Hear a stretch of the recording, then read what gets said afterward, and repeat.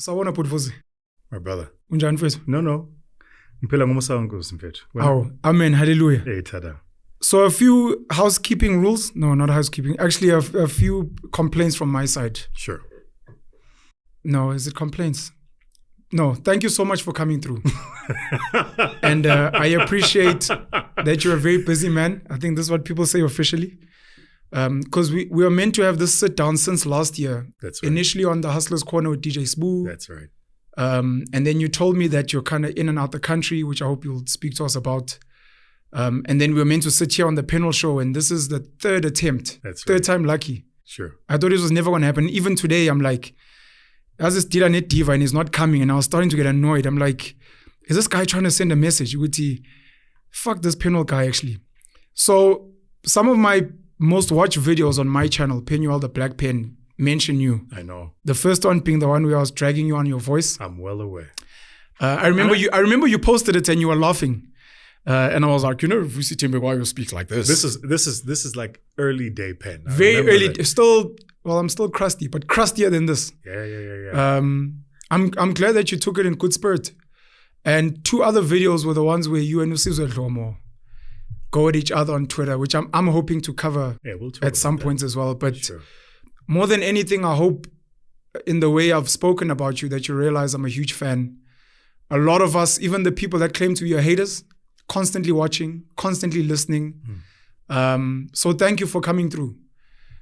I'm annoyed that you're a diva and you're busy, but I'm happy that you're here and it makes me so happy. And I'm hoping somewhere during our conversation, your accent will slip and go Pumi Swartville. Yes, where's the accent now? Vusi, welcome. No, I'm blessed. So let me say the following, right? So I always say to people, like, there is nothing extraordinary about me except that I was raised to believe I'm extraordinary. Yeah. So when I see people who have the same inclination, I'm immediately drawn to them. So when I first saw your video all those years back, and I'm not like buying your face with this, and I'll tell you why this is important. When I first saw that video, the content was crap, but the caliber of the character, I was like, this guy's gonna go somewhere. Thanks, bro. And it's proven that, right? And here's why that's important. I think it took me a long time to mature into the space of understanding that Yes. People have an avatar of who they think I am. Sure. Right? They extract from the minor interactions with me who they think Vusi Thembekwayo is. And, the systems 1, systems 2 thinking. We love putting people in boxes we've already framed. So somebody has framed a box. You talk a certain way, you dress a certain way. They're like, ungenala. And that's who you are now. Yeah. And you can never live outside of that box.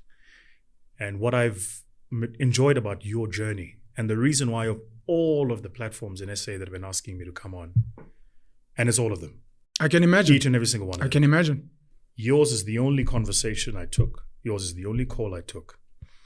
Was because I know that you are in a space where you can have a reflect conversation without deflecting. That's rare. Not a lot of people can do that. That means a lot to me. It's all love, man. Coming from you. Thanks a lot, bro. My concern with what you're saying is, when people become celebrities, or to what you're saying, an avatar, you live in a cage and a prison and you almost cannot be yourself. Yeah. Do you never struggle with that? Because like I said, obviously I'm joking. We laugh at how you speak and stuff. Sure. Do you never feel like you have to constantly look a certain way, like your brand, and you can never break out of character and just be vulnerable? I mean, I talk shit. I know sometimes you swear now and again. It's very rare, but generally you're very well kept and polished. Do you never struggle with this thing psychologically where you find like you're fighting the brand versus yourself? I used to, not anymore. And the reason is, if you ever read my tweets, they signed VT. Yeah. That ain't me. I work for VT. I'm not VT. Yeah. VT goes to work. He has a mandate, things he's got to deliver and do. Yeah. And I work for him. And when I show up for work, I do that. Let me put it to you another way. So, I invest in like different companies. I'm Sure. CEO of a venture firm, right? And the other day I was having this conversation with my rabbi and I said to him, this is interesting. when we are looking for people to hire, we say we have a role. Yes. Isn't that what Hollywood calls actors? 100%. In other words, when I hire Penuel, I need him to play a role. I'm not asking him to be himself. Sure. Does that make sense? Sure. So for me, that conflict was divorced when I realized that actually every single day, all of us are playing a role. If we're a taxi driver, you play a role. It's a fact. There are things you have to do to survive as a taxi driver. If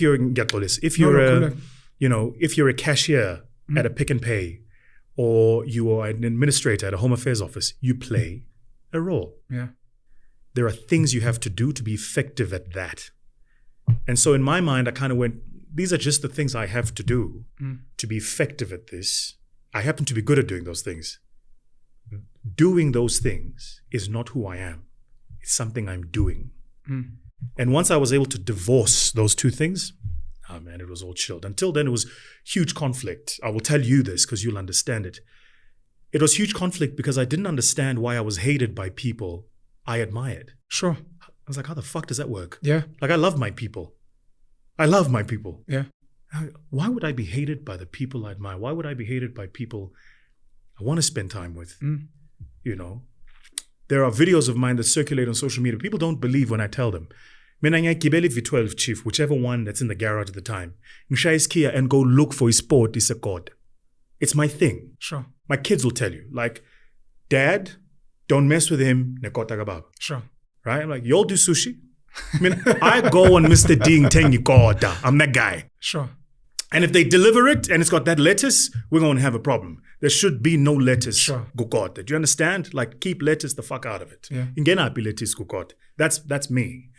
So I know who I am. I know where I come from. I love that. And I'm plugged into that. And then I didn't understand when or how. For whatever reason, the people who, in the main, not completely, but some of the people in that space didn't identify with me anymore. Yeah. That was a tough, rough couple of years, man. So the part you're saying about a role reminds me of a Kanye West clip.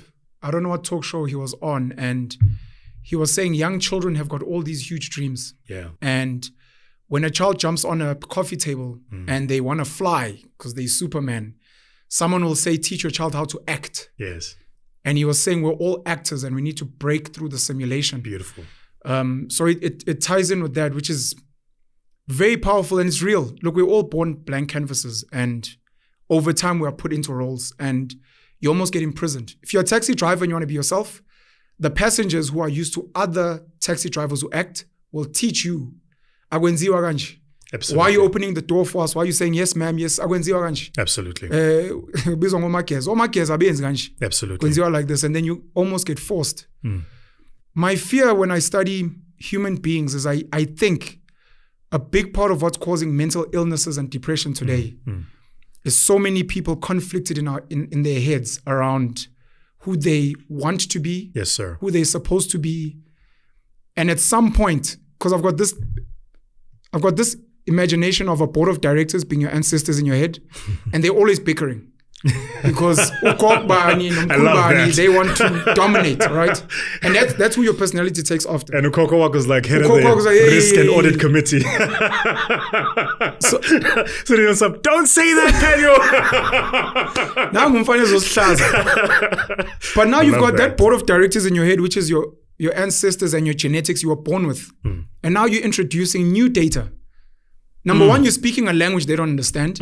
What's that in mind? Number two, you're in a space where you're trying to behave in a way that even they don't understand. And that becomes the conflict of them inside you fighting this. And I think that's where the clash happens. And it's beautiful. I want to try to figure out, do you feel, at least in your work, you've managed to harness the board of directors in your head? Have you gotten buy-in or... And this is what I was trying to, or is there still a conflict where they still like, look, but as soon as he gets home, because that's all we understand. Yeah, except that, so no, there is no conflict because I don't see them as opposing ends of a team. I think they're a continuum. Okay. The one plays defense, the other plays offense. Okay. And depending on the strategy we're playing, different teams have to play, right? it goes to the way I speak English. I love hearing the criticism. When did you start speaking like this? My whole life. As Never. far as I know. It's but impossible. let me answer you. Mommy, may I please have some milk? So let me answer you this way, right? So if you know, like I've got recorded video content of mine at 17, the first time I won the World Championship in public speaking. I've got recorded video footage of mine at 15 when I first started public speaking. I've got recorded video footage of mine at 13 when I had just won there was like a mini contest, and I had won like a mini contest of, you know, all the under 13s were doing kyokushin in that particular like part of town or whatever. And I watch and that guy is a consistent guy. There's no change there, right? So I think what has morphed over time, and I want to find the right words to explain it, so you must be patient with me. Sure. Isn't it we agree that you can be a bookkeeper and a chartered accountant? Mm-hmm. Both are in the same discipline, but there are different levels of proficiency. Yeah. Right.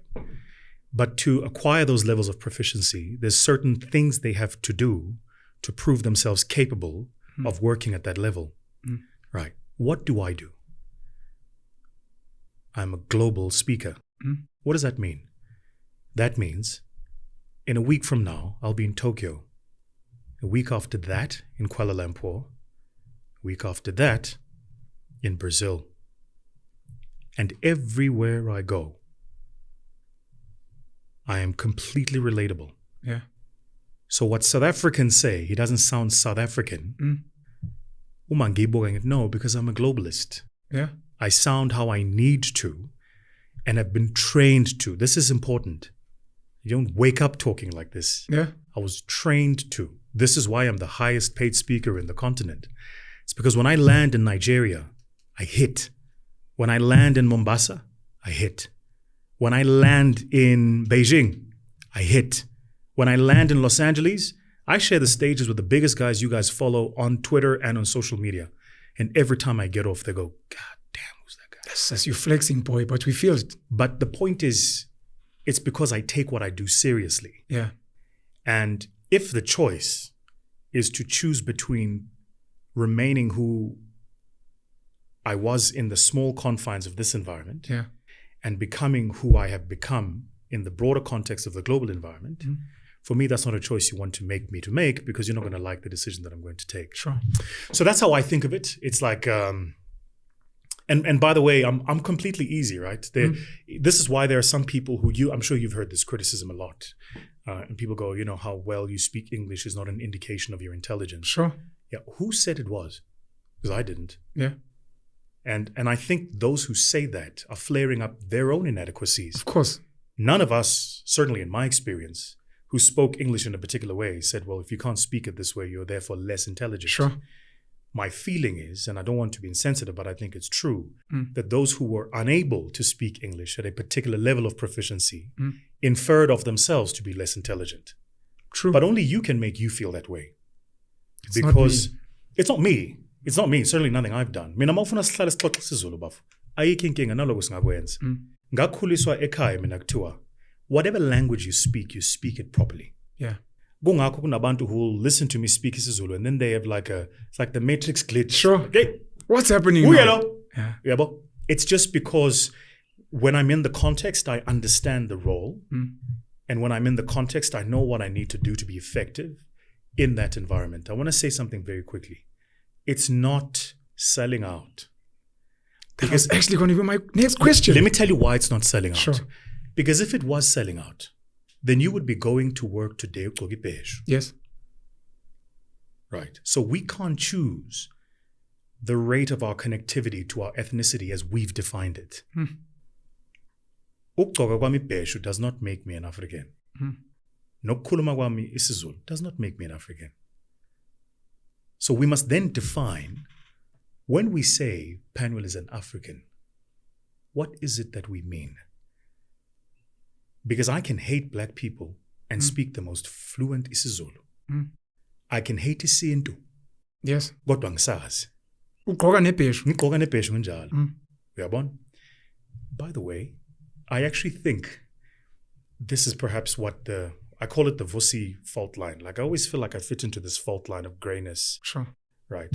You, by the way, are walking very fast into that fault line. So let me forewarn you. But I think that fault line is that South Africa doesn't have a template for us. Yes. So it's still trying to figure us out. The whole continent.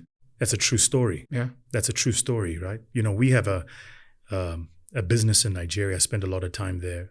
And I notice how a lot of the Nigerians who are what you and I are here don't live there. True. They don't. You'll find them in London. You'll find them in Dubai. You know, that's where you'll find them. You'll find them in the US. And I think the reason for that is similar to SA. There's no template yet for this guy who can be African and asazi isintu sakhe. Sure. But at the same time, harbor a set of views and engage critically in thought and come out with an outcome that we would not have naturally come out at. That's why they will say you're a sellout. It has to be the only way to explain it. So yeah, I mean, that's how I think of it, you know. 2012, my brother was graduating at Rhodes University, and two of the biggest takeouts for me there, besides my mom was on a plane for the first time, which made me very happy. He introduced me to an amazing group called The Soil. The Performers? Yeah. Oh, man. You know, amazing. But besides that, he introduced me to this random American guy who was speaking to a bunch of writing students in the classroom, telling them, if you want to succeed as bad as you want to breathe, then you'll be successful. And that sparked a fascination in motivational speaking for me. E.T.? That's Eric Thomas. Yeah. Then I found the Les Browns. Not really. I was hungry. Jeez. You got to be hungry. My brother's actually got a picture with Les Brown. I get goosebumps every time I think of Les, man. Not a motivational speaker. Miles Monroe, I think, is absolutely fascinating. Don't even get me started, man. Thinker, Miles. A thinker. Philosopher. I've got so much to say, but I actually want you to... I'll hold back on my thoughts. I just wanted to link the fact that you're a global speaker to some of those guys, you know.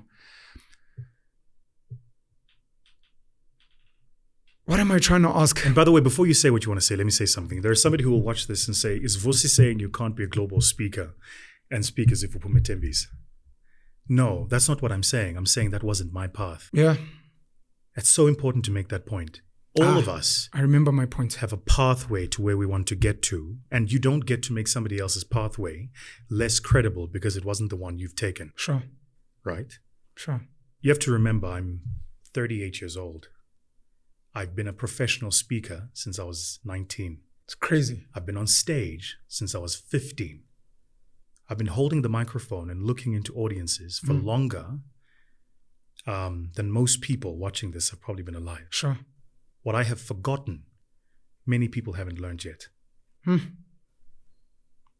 I've worked in 6 of the 7 continents. At last count, 59 countries. I've had the privilege of standing and addressing audiences who don't even speak the English language. And as I address them, there is a translator, and at the end of my keynote, there's tears in the room. That's my measure of success. It's whether or not I am technically proficient at what I do. No doubt in my mind, somebody will come into the craft and industry who will approach it differently. And I hope to be the guy who will open the door for them and go, yo, genala, ishaya kanje. Sure. Right? But I think all of us have a role to play in this continuum of change. And you push the wave for your generation, the way you know how. Because when I got into this game, there were guys who pushed the wave for my generation. True. The way they knew how. Right? A lot of those guys today, I am technically superior than. But ngiyahlonipha. Sure. Ngiyahlonipha ukuthi ngathi ngifika kwabayibone bangivulela umnyango but ongena mfana. You know? A lot of those guys, when I look at their material, I'm like, wow, this is... we have a lot of work to do. Kodwa nginenhlonipho. Yes. So that's the point I wanted to make. It's like there's no... People need to get out of this idea that it's binary. It's either this or that. It's not. It's a continuum. We all have the one has to flow for the other to happen, right? Because that's just how the mindset of the world works. It's gradual, but eventually the change takes place. I think what I wanted to link earlier from Eric Thomas, Les Brown, and the rest was when you look at the local speakers. Yes. Speaking is very vast. Yes. The two guys that stood out even to this day is yourself and Trevor Noah. And when you were speaking about English, I wanted to link, I don't know if the term is entomology or what. Both of you guys are very big on that. And I've realized, at least for me, English is just but one language, which is actually a mixed masala of many languages in the past. I find that people that tend to be hyper intelligent, in my opinion, besides being well-traveled, are people that have the ability to take a language or words and break them down and find the history. Yes. Trevor goes into other languages as well, but I've seen that you're big on that. Yes, it's very important. You're big on taking this word, what is its origin? Is it Latin? Is it Greek? What did it intend? And why is it here now? And by the time you've done that exercise, you've learned so many other things about life, which add depth to your talks that people sadly, I feel they probably don't appreciate. So, you're going to get me hot under the collar. The average person watching this understands about my industry as they probably do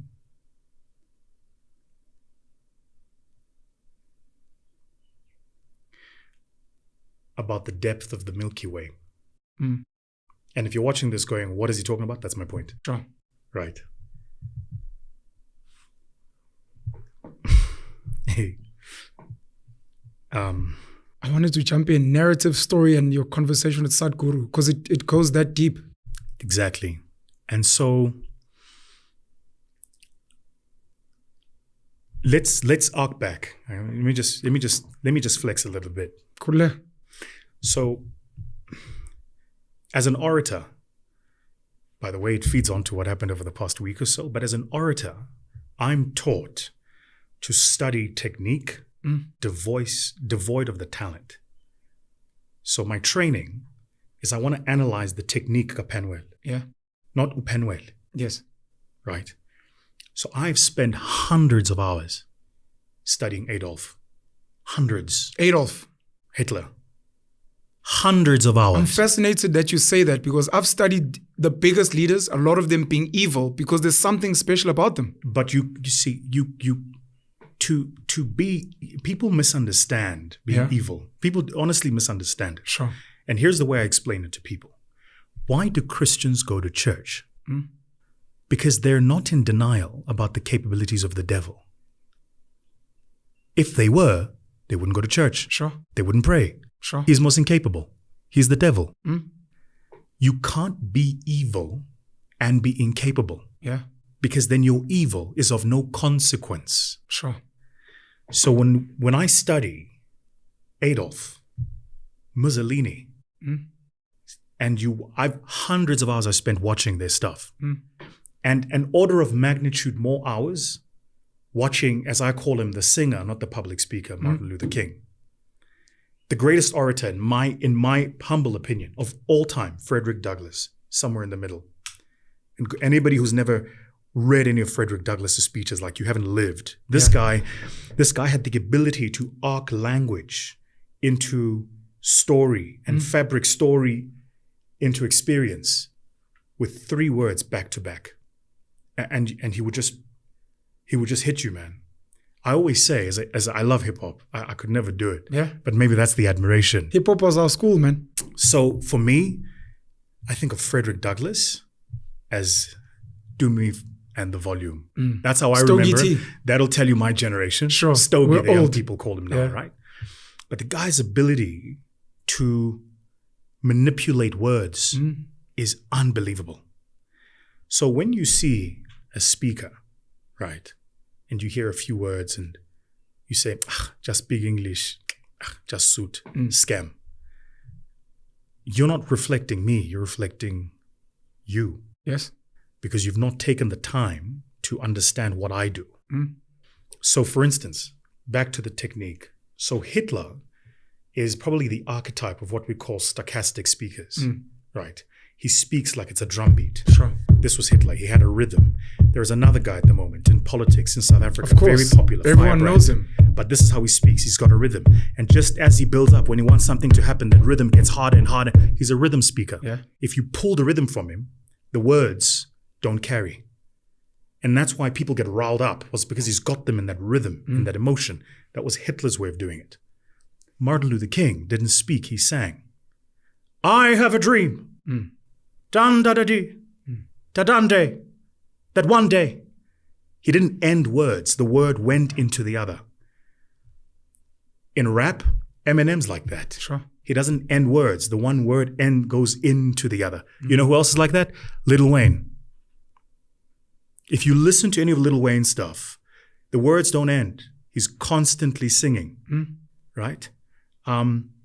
So as an orator, I study across all of those communication sciences, because whether you're a newspaper journalist or a hip-hop artist or a politician or a CEO in a results presentation or a public speaker, you're all trying to do the same thing. Sure.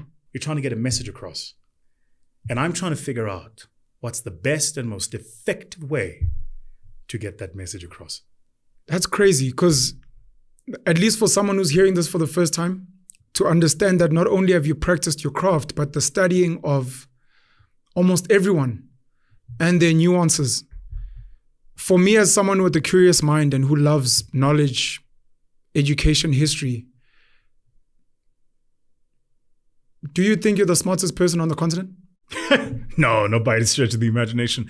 And I say that. And how do you measure intelligence? That's a good question. So no, I don't think so, but only because because of what I do, I've had the incredible privilege of meeting some super sharp people, man. Man, there's some sharp folks out there. Because, there's a lot of people who say things, and look, we don't know how serious they are, that if you were to run for president, they'd vote for you. Yeah. And people laugh that off, Yes. like they've laughed off to Tuzani Zuma. But Yes.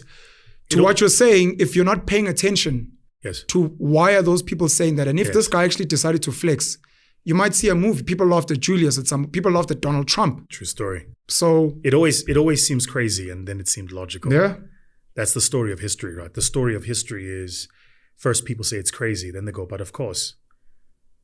everyone knew it was going to happen. You're As a historian, go back into the archives. Sure. Ask Ogogo Nomkhulu ekhaya what the average black South African was saying about Nelson Mandela when they were fighting for the struggle. It's not like they were saying, y'all go for it. Sure. A lot of them were going, "Anyekele namabhono. Bazonibulala." Sure. It seemed crazy. Today it seems logical. Almost everything seems crazy until it seems logical. Yeah. So no, I don't think I'm the smartest person on the continent. I think Is that humility? No, I think that's a statement of fact. Okay. Don't misunderstand me. I think I'm in the top 1% of the smartest people in the continent. It's a lot of people. No, I mean on that.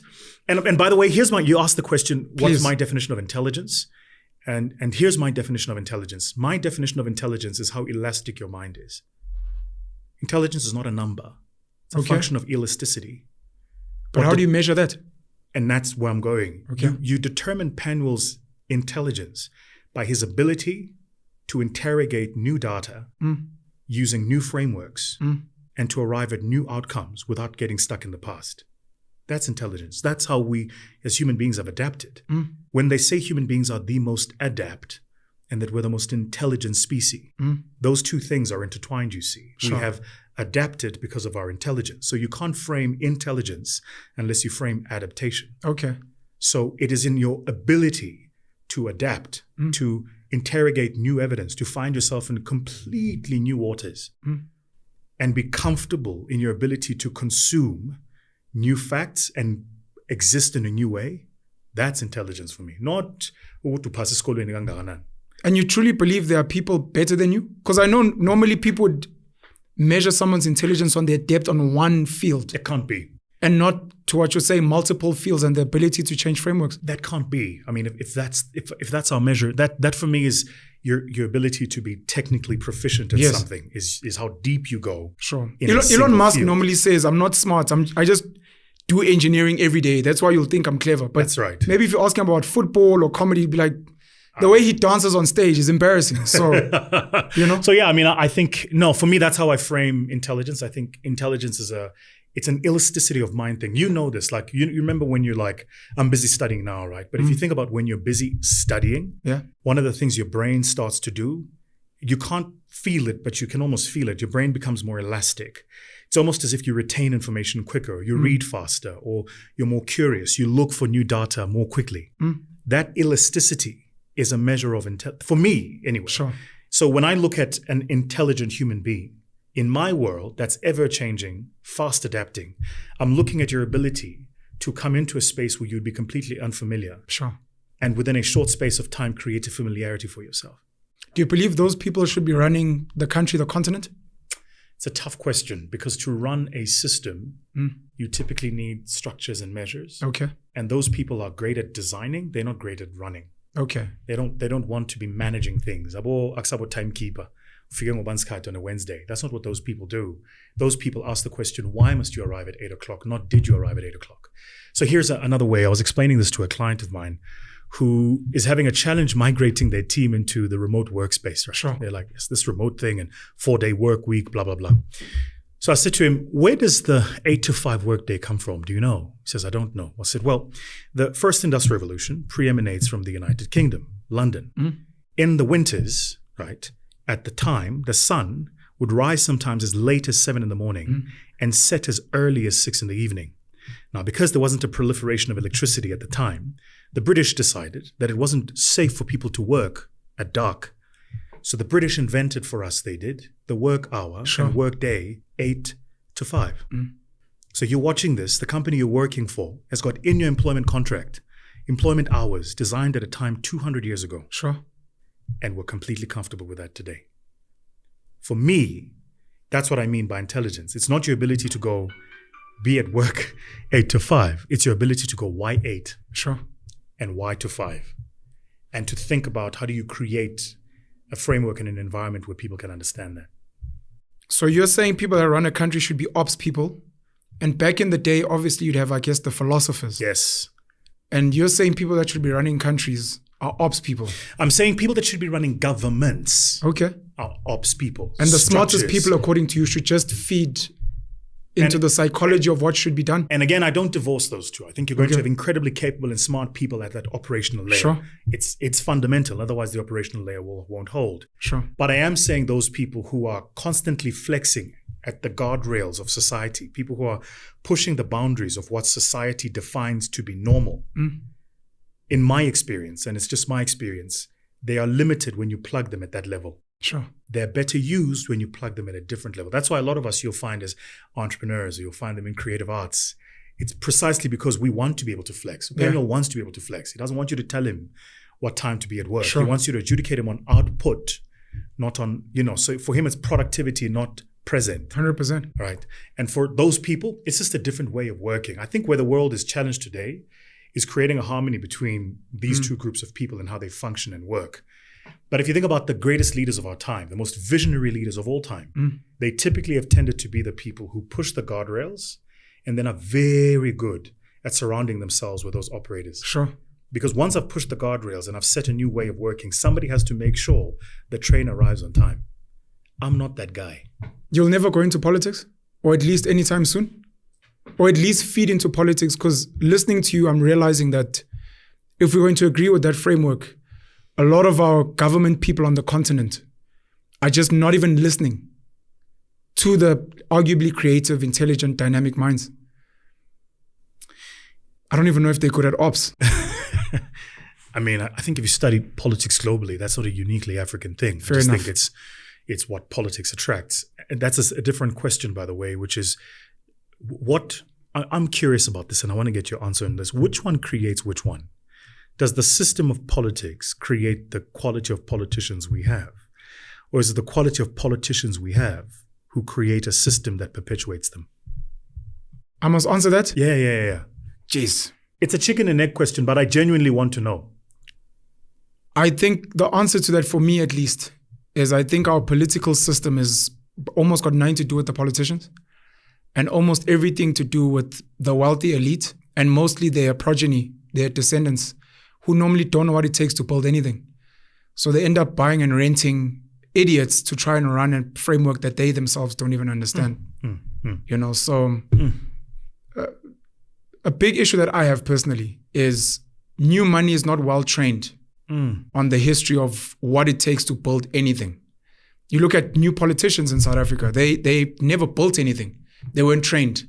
So you've got a situation of that. And if their kids end up becoming rich, wealthy, those kids are going to end up not being in politics, but they're going to fund the next generation of politicians, not understanding anything. But the sad thing is they're not even willing to sit and listen to the builders. And why it's important to not milk the cow till it bleeds. Milk it, leave some milk for the calf, so the calf can grow into a cow that you can milk again. Yeah, they milk this thing till it bleeds and it gets infected and dies. Then they wonder tomorrow why you have no cattle and no milk. And it frustrates everything that we're trying to do at least as human beings. And it's disrespectful to actually intelligent people.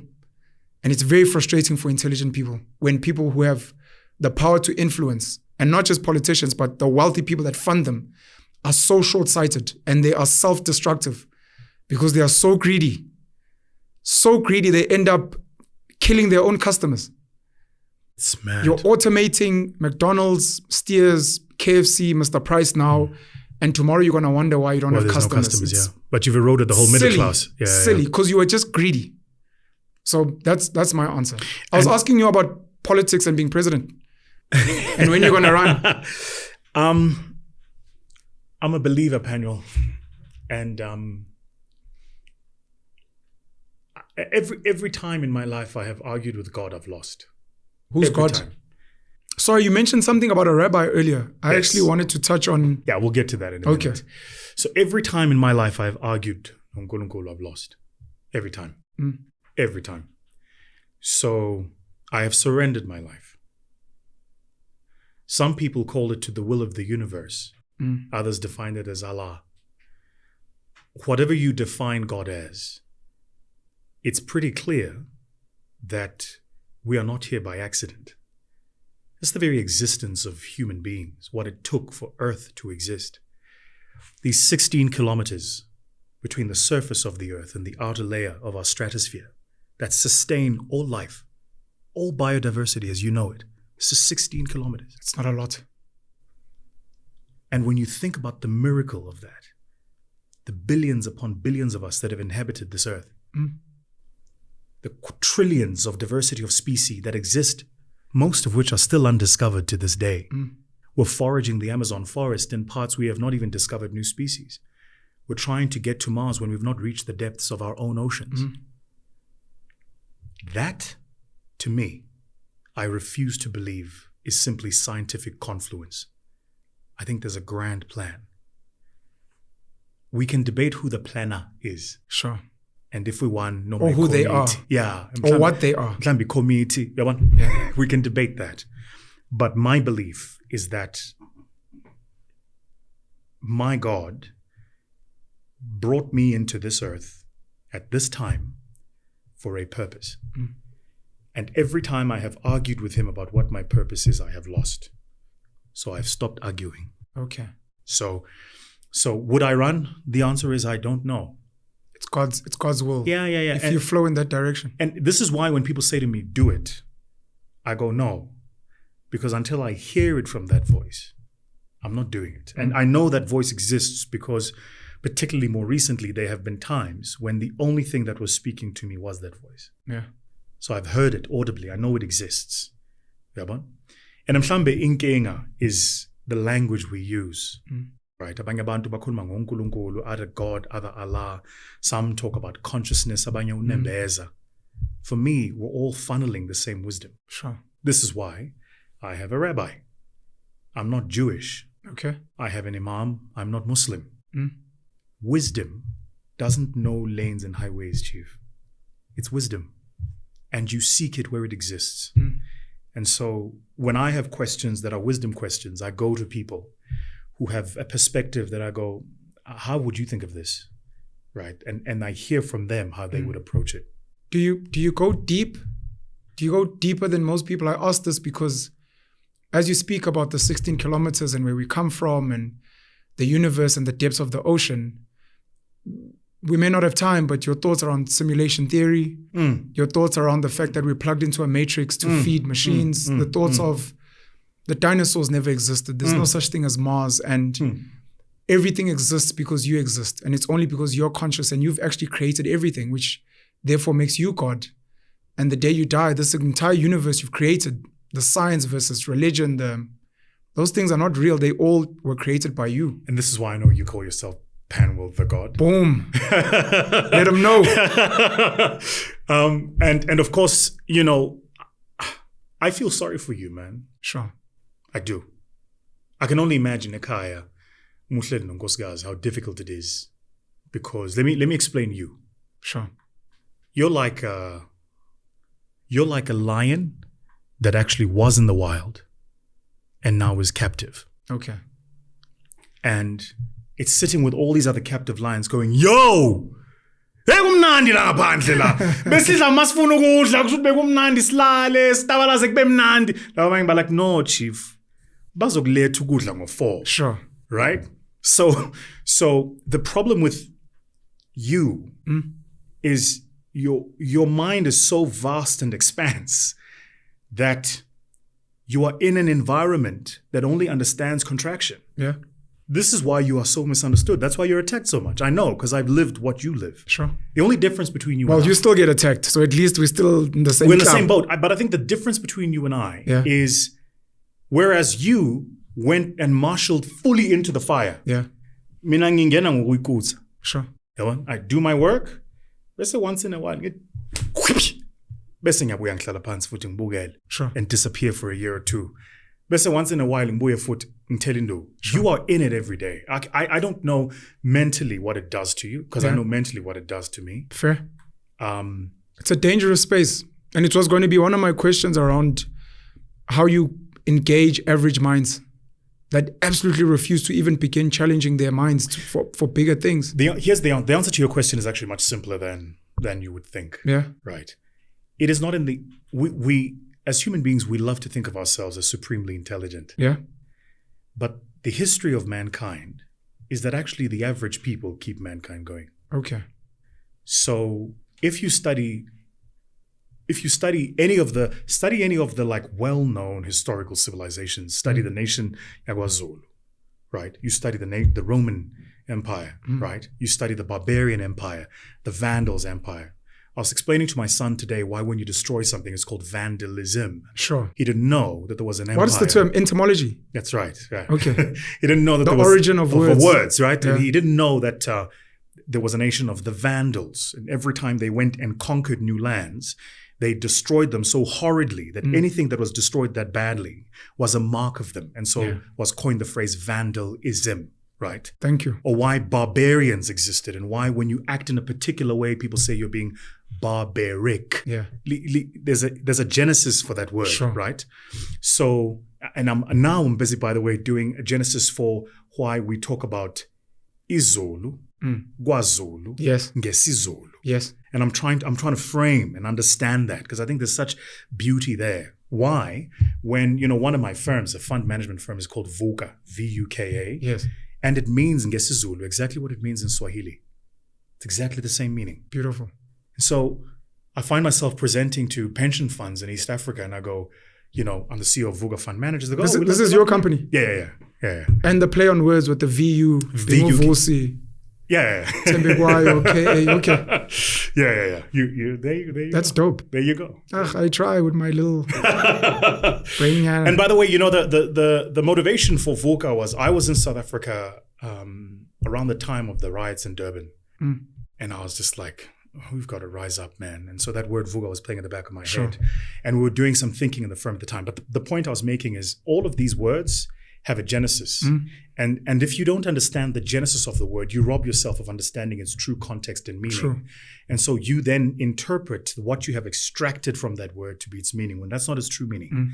What you've extrapolated from that word, that's not its true meaning, right? Now, you're speaking about average people and civilizations. That's where I was going with this, was to say, if there's this beautiful scene on the movie The Gladiator. Yeah. And the guy who, the son of Marcus Aurelius, who's now taken over as emperor, is, he brings back, you remember, the games, and people are now killing each other. And one of the senators says, people won't buy this thing. He's making people kill each other at the Colosseum. Yeah. And the other senator replies and says to him, he understands Rome. Rome is a mob. He'll bring them war, and they'll love him for it. Boom. At our most primal sense, we're just animals. We're just a mob. At our most prime. We love to think we are intelligent. We are not. We have the ability to exist at that level. But at our most primal, we're just animals. That helps you understand why genocides can take place, why atrocities exist. Sure. Watching a genocide and a mass murder of a civilization and participating in the mass murder of somebody online is the same thing. Because we're a mob and we're animals. Because we're a mob. We're a mob. And we like to think when I see the other person hurt in Gizomzwela, history doesn't bail that out. History says actually that when a mob attacks Penuel, yes, and Vusi sees Penuel bleed, Vusi is going to laugh. Of course. He's going to enjoy that. Right? The Germans call it Schadenfreude, to draw pleasure from the suffering of another. That's human beings at their most primal nature. Cancel culture. All of it. It's us at our most primal nature. Every person watching this loves to think, myself and you included, sure, that we're smart. Yes, we have the ability for that, and certainly the capability to exist at that level. But when the SHIT hits the proverbial, all of us default to that primal. All of us. Have you left us? You know, when I first spoke to you last year, you were telling me you're in another country. You're like, look, I spend a lot of my time here. I'm like, but don't leave us behind. Have you left us? I've heard rumors of Johan Rupert checking out of South Africa, and he's been selling a lot of his stocks. And I, if it's true, I know a big part of it was his resentment at the mob. Sat with Given Mkari at the chairman's, I don't know, it's called the chairman's interview or conversation. And he tried to extend a hand as Father Christmas, which he said he's not, to say, look, if you can bring young, talented black people, I will bring my old, rich, white friends, and let's try and find each other. And the mob online attacked him so aggressively. And I'm sure some of his mates laughed at him and like, we told you. We told you, yeah. And he started saying things like, look, my children feel in danger, so we're leaving. And the bulk of his wealth, most South Africans don't even know, sits in Switzerland with Richmond. That's right, yes. So I'm asking, have you left us? Have you abandoned us? I know there's a lot of talented South Africans that are moving to Silicon Valley, places like Dubai. Not as many people speak about places like Hong Kong, etc. Have you abandoned us, Vusi? Have you left us alone to fend for ourselves? I think ngicela ukuphendula kanje before. When I was 17, right, I won the national competition in public speaking, and I had this amazing opportunity to travel to Australia. Hey, mate. Australians, let us all rejoice. So off I went to Australia, and the most amazing Waltzing time. Matilda is what I know. That's it. Sure. Have you ever watched Muriel's Wedding? I haven't. Is that a movie? Man. Is it like stereotypical Australian? It's like Crocodile Dundee cheesy. Jeez. It's terrible, Muriel. You have to watch it. Oh, mate. It's a bender. Oh, yeah, boss. I love rugby, so Vusi can go for a breakie? They never finish their words. And it's Vusi going to go for a breakie? Remember the first time I heard that, I was like, what the hell is a breakie? Like breakfast. I'm like, why didn't you say the full word? Anyway, so I remember when I was 17 and it was my second international trip, second international competition, and 2002. Yeah. Gives you a sense of how long I've been at this game. I'm 37, by the way. You're 38. So 38, we're a year by a year. Yeah. So anyway, off I go. And Olet Lami said something to me I'll never forget on that trip. Watu mamami. Mdana, kusho ukuthi noma ungayapi. Home is in you. You'll never leave home. Your body might not be there, but your body doesn't have to because your heart is. So here's why I'm answering your question in that way. Because, Bafo, I've tried. I won't lie to you. This country has pained me more than I could tell you. It's brought me to the brink of tears, my country. Doesn't appreciate you. And especially the people that you're trying to inspire, motivate, and maybe hustle for. And that's the part for me that confuses me. And let's spend some time talking about that because I feel very strongly about that. That's the part that confuses me. That's the part I don't understand, right? So anyway, the short answer to your question is, no, I no longer live here. But as we speak, you're coming, I think, to my office tomorrow, We've just opened a new office right here in Rivonia. Congrats. From my office, I overlook Sandton City. Discoveries on the other side of my office. Glorious. I occupy a floor. I've got a beautiful pan view of all of Joburg, right? Because when I made the decision that actually, fuck it, I was like, okay, then I'm going to do it properly. Sure. Right. So home is here. As we speak, we're busy raising for the VUCA Fund. Yeah. That's a Southern Africa fund where they focus on, it's a sub-Sahara fund with a focus on Southern Africa. And so a lot of the pension funds I'm speaking to are here, right? But here's the other answer to your question. My work requires of me to work in the future. Okay. Right. As a speaker, that's what I talk about. The future. My very first book, which now has sold over 1 million copies, the Magna Carta. Jeez, congrats. Right. These fancy English words. Let me tell you, the Magna Carta I launched in 2017, I launched the Magna Carta. I launched it at the Café Del Mar in Barcelona, Spain. On the day... In where? Barcelona? Barcelona. Jeez. Barcelona. On the day of the launch, I sold 6,000 copies. Crazy. And in my own country, people didn't even know the book had been written. Right? So I'm saying that only to say the following to you, which is that today there's still people who go, why would you name a book Magna Carta of Exponent? I was going to ask you to give the full name. Right. It's like a Tribe Called Quest. and that's the point, right? The point is, why are you? It's almost a good reflection of our country. Why are you stuck at what the cover title is? Open the book and read it. Sure. What's the full title though? Please. The Magna Carta of Exponentiality. Jesus. Magna Carta. Donkey English. Donkey Shakespeare. The Magna Carta actually comes from 1215. This guy called John, right, who led a revolution of farmers that marched on the steps of the king, right? And the reason they marched on the steps of the king was because at the time in England, in the 1200s, say, there were people who were in the House of Lords because they owned a certain amount of land. That's why when you own land, you're called a landlord. Boom. Silab.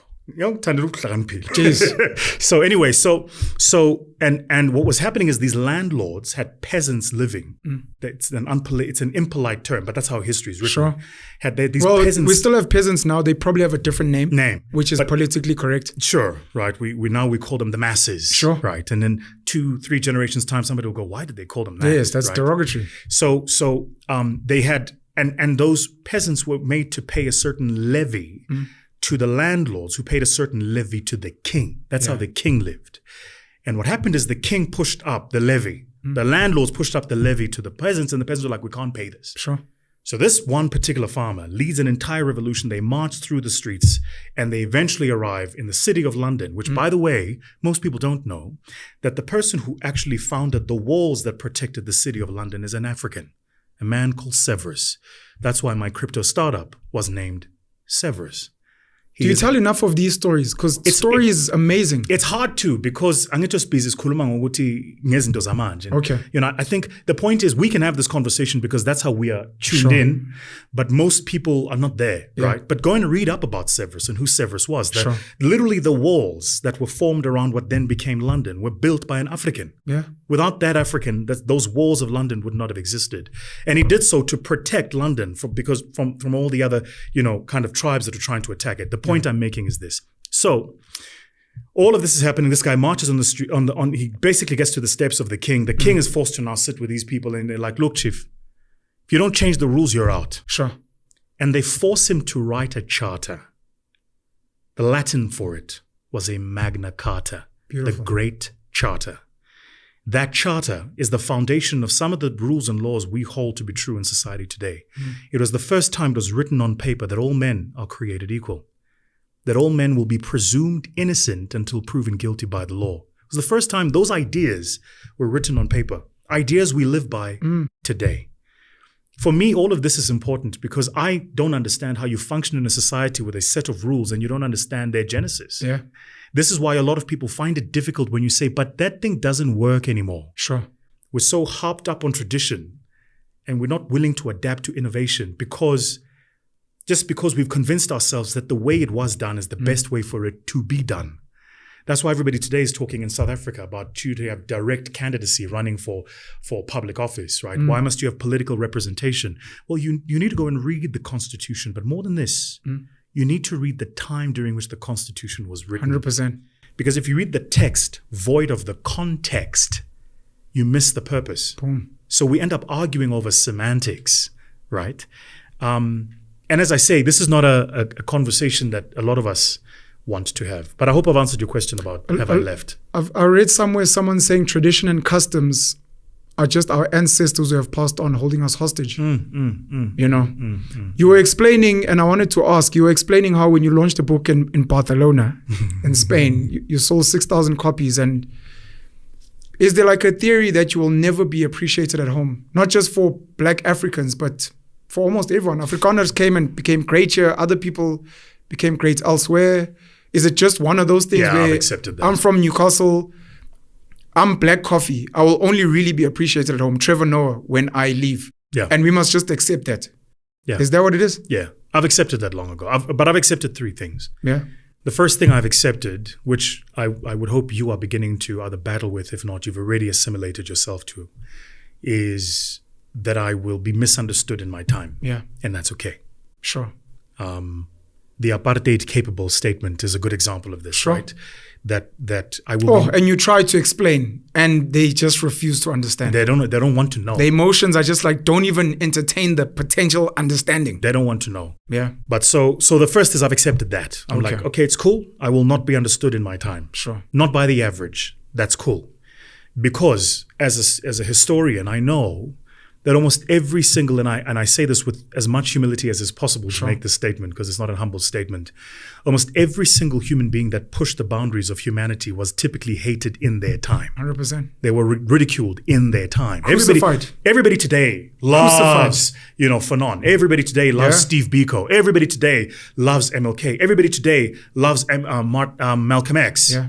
But Jesus Christ. go into the time, Yeah. Jesus Christ himself. Yeah. 5 days from going into a town on the back of a donkey with palm leaves to coming out of the town on the back of a cross. Boom. 5 days. That's how quickly they switch on you, man. The mob is that fickle, right? So the point is, but you have to make a decision about what is important to you. Sure. Do you want to be liked and understood in your time? Or do you want to be honest with the gifts and the tasks that your creator gave you? I would far rather be hated by man, but loved by my God. Sure. Because the things he has sent me to do, I have done. The boundaries he has sent me to push, I have pushed. So that's the first truth I've accepted. It's like... And the other two? Hit us. So the first truth is you're not going to be liked or understood in your time. Sure. The second truth is the context is never going to be important as the emotion. The context is never going to be important as the emotion when it comes to dealing with me. Okay. People are not interested in the context behind which something happens. They have an emotion that they're married to. Sure. And they're going to find whatever justification to feed that emotional proclivity. Yeah. Regardless of what the facts are and what the context of those facts would be. Sure. And I'm cool with that. Okay. The third is an alarming one as a South African, but it's true. It's that I think South Africa is on the way down before up. The way I explain South Africa to people is it's a bit like a bouncing ball, right? You bouncing ball, and you throw it. It has to hit the floor really hard, but when it bounces much higher than where it was originally. That's South Africa. We're a big, heavy bouncing ball. And we've missed the opportunity to address the issues we have. And so those issues manifest in other ways in our society. And so all of us, most of us are now pulling this ball down, and the ball has to hit the floor. Does it have to? It has to.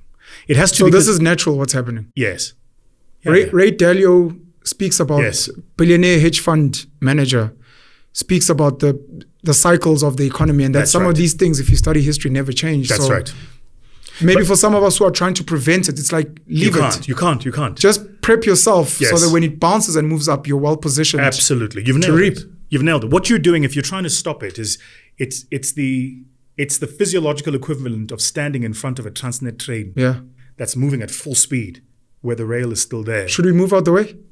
I think it's more intelligent to to do what you're doing. Not necessarily move out the way, but stand on the side with a loud hailer and telling people what's going to happen when that train eventually hits the barrier, because it's going to. So that they're ready. And the bounce back is quicker than it could be otherwise. And just watch. I mean, again, Pen, you're a historian. Sure. Watch other nations in the continent. This is not just us. Yeah. Right? It isn't just us. Yeah. Every other major nation in the continent had their moment where that ball hit the floor. We haven't yet. We haven't. We think we have. Sure. We have not. What we have are all the signals of it. The unemployment rate, the labor absorption rate. Social welfare growing. Social welfare grants. A young person running a spaza shop somewhere posts that he's got 2 jobs and there's an entire line of people waiting to get a job. Yeah. Right? The degradation of the criminal justice system. Yeah. The lack of law and order. Unbelievable. All of those are signals that the train is moving in the wrong direction. Sure. I don't think you can stop it, but I do think you can soften the blow by doing the stuff that you're doing, which is you've got this loud hailer and you're speaking into these people going, guys, sure, when this thing hits, these are going to be the consequences. If you chase away Johan Rupert, as a good example, who suffers the most? Sure, because it's very nice for us to laugh and clap hands and let's say abelungu say we're leaving. And the question is, who does suffer the most? And by the way, I don't have to answer that question. The Sure. answer to that question is study history. Just go next door to Zimbabwe and see what happens when you do that. Some of the smarter, sorry. And please. by the way, and if you think we are, I don't know, different, we're not. Sure. The average Zimbabwean on a literacy level, you and I both will agree, outshines the average South African because their 100%. education system is so good. Sure. So what do you think happens if the impact is the same, but the quality of education is not even the same? And, everything that's happened south of Central Africa, people migrate south. Where's our south? Rutendo Matinyarare, a Zimbabwean guy, is a mate of mine. What a guy. I saw the interview we did with him. He said, when you look at, because black South Africans are arrogant on the continent, and largely not because of anything black South Africans have built, but what British colonizers and did he say that? And white Afrikaners have done. If you compare black South Africans to other black Africans who generally own and run their economies, black South Africans on average are much poorer. Yes. So to what you're saying, never mind what's going to happen. If you compare the average Zimbabwean now who is struggling and having to grow their own food, they can grow their own food. They may not have money or whatever, but they are wealthier, smarter, stronger. Some of them even physically. That's why some have been argued to be the ones behind some of the crimes in South Africa, catch and transit, because the way they trained militarily and stuff is much more grittier than us. So if you think about, in my world of venture, right? I remember, I've been in the venture game for just over a decade now. And 10 years ago. So in venture, we have this measure called a unicorn. A unicorn is a company that has a valuation of $1 billion or more. Valuation, not revenue, valuation, right? Of $1 billion or more, and has to be achieved within a particular time frame. And typically those exist in the technology space. So we call them these hyper growth companies, These are companies you might not have known about 3 years ago, but today everybody's on Slack, or everybody uses Notion, or everybody uses Stripe to accept payments, right? Stripe, when I met the founders of Stripe in Abu Dhabi 2 years ago, Stripe was the most valuable private company in the world. I think it was $96 billion in valuation. Today, they're $56 billion. It's unbelievable, just the decline in their valuation. But the reason Stripe exists is because there's an actual use case, and it'll go back way above $100 billion. Okay. So the smart institutional, particularly North Hemisphere investors, just hold on, Sure. Valuation loss is just a loss on paper. It's not a real money loss. But the point I was making is this. In my space of venture, 10 years ago, besihleka the rest of Africa. Of course. Bahleka, benzani la bantu eKenya? Bathi kwenzakalani lapha? Nalento yabo ye-M-Pesa bathini? Sure. Bathumela imali ngefone. Awanawo ATM. Our banking systems are superior. Thina ibhanki yethu mina mangifuna imali ngokushaya nge-e-wallet, ngebhank. We laughed at them. We laughed at them. And then what happened? Well, then all of a sudden M-Pesa is now part of Vodacom, or the Voda group, right? The Vodafone group. Yeah. And the people who are behind that innovation have created an immense amount of wealth. Sure. So what do you think they did, Pen? They went back into those economies and they found other people building the new M-Pesas. And they put cash there. So they didn't get invited to sit on a board and have paper wealth. They built something and got actual wealth. Sure. And please say that again. They weren't invited, because someone may have missed that. And they weren't invited at funny times to just come and sit on a board and look pretty and tick boxes. Because, and by the way, boards play a fundamental role, but we must be clear about something. If Vusi says to you he's on a board, what I'm telling you is I've been appointed to play a role of governance. Yes. Not value creation. 100%. Founders create value. Executives create value. Yeah. Board members don't. They don't. They don't. Oversight governance. And so, njengabantu abamnyama, if we want to be deliberate about transforming the South African economy, we shouldn't be arguing over how many board members listed companies have. We should be arguing over how many founders are listed. That's the conversation. That's why I'm so angry about what happened to Usisa. How the fuck did you guys let the guy who built Rebosis... What the fuck? What more do you need? Smart, educated, technical. Guy comes from banking into law into real estate. Waqala phansi chita, waqala phansi ngephepha wabhala billion group idea why register. Ends up listed and you fuckers let that shit slide. And then you tweet about it. Oh, tragic. What the fuck? But you understand why, right? That's the I know exactly why. Because business is actually a mafia. I know exactly why. But the point is, this mob, this is where I'm angry with the mob. Y'all got to tell me something. This mob that attacks Penuel, you can see I'm animated now. This mob that attacks Penuel on Twitter, this mob that attacks Vusi on Twitter, where is that mob? To attack when a Sangebulana is clearly facing pressures that you... And here's how I know what happened to Sizwe, because I've seen it happen with me. They attacked his business. They attacked his credibility. Sure. There were articles being published about, oh, there's a jet, he's paid, he hasn't paid. That's how it works, though. For a nation that posits itself to be a nation builder, and you want to create new wealth, you protect a guy like that. Sure. Because let me tell you, Mchan, the guys who were in charge before 94, they would never have let their guy go through that shit. But it means it's not their guy. That was going to be my point. One of the things I've studied about the South African economy is there's almost always extortion, and you almost always have to partner with the right mafia guys, of which I'll say this, I'll own this, but a company like Anglo-American, globally, you kind of need them to own shares in your business to be protected. So I don't know what's happened to Sizwe's company. I sense there was some reckless lending somewhere, but the reason you protect him like an African bank, or the reason they'll do it, is because they have a stake. And arguably sometimes it's because you didn't let the right guy own a piece of your business. You said something, you asked a question about, whether I believe in the Matrix and all of those things. Yeah. I believe in it, but differently. Sure. I think that the most foolish amongst us are those who think conspiracy theories are just conspiracy. Sure. I think that the most foolish amongst us are those who believe that there is no agenda. Sure. This whole thing is just happening by itself. It's the people who believe that the free market is truly free. Yeah. The free market is free for those who are given an opportunity to be in it in the first place. Boom. Right. And so the point is, how do you let that happen?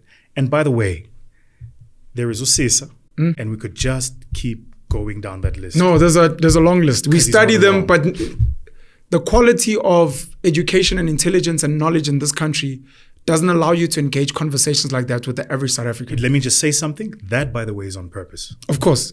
I don't think the miseducation of the average, the miseducation of, to use that unpopular phrase, the masses, is a mistake. Yeah. I think it's on purpose. I think it's deliberate and it's intentional.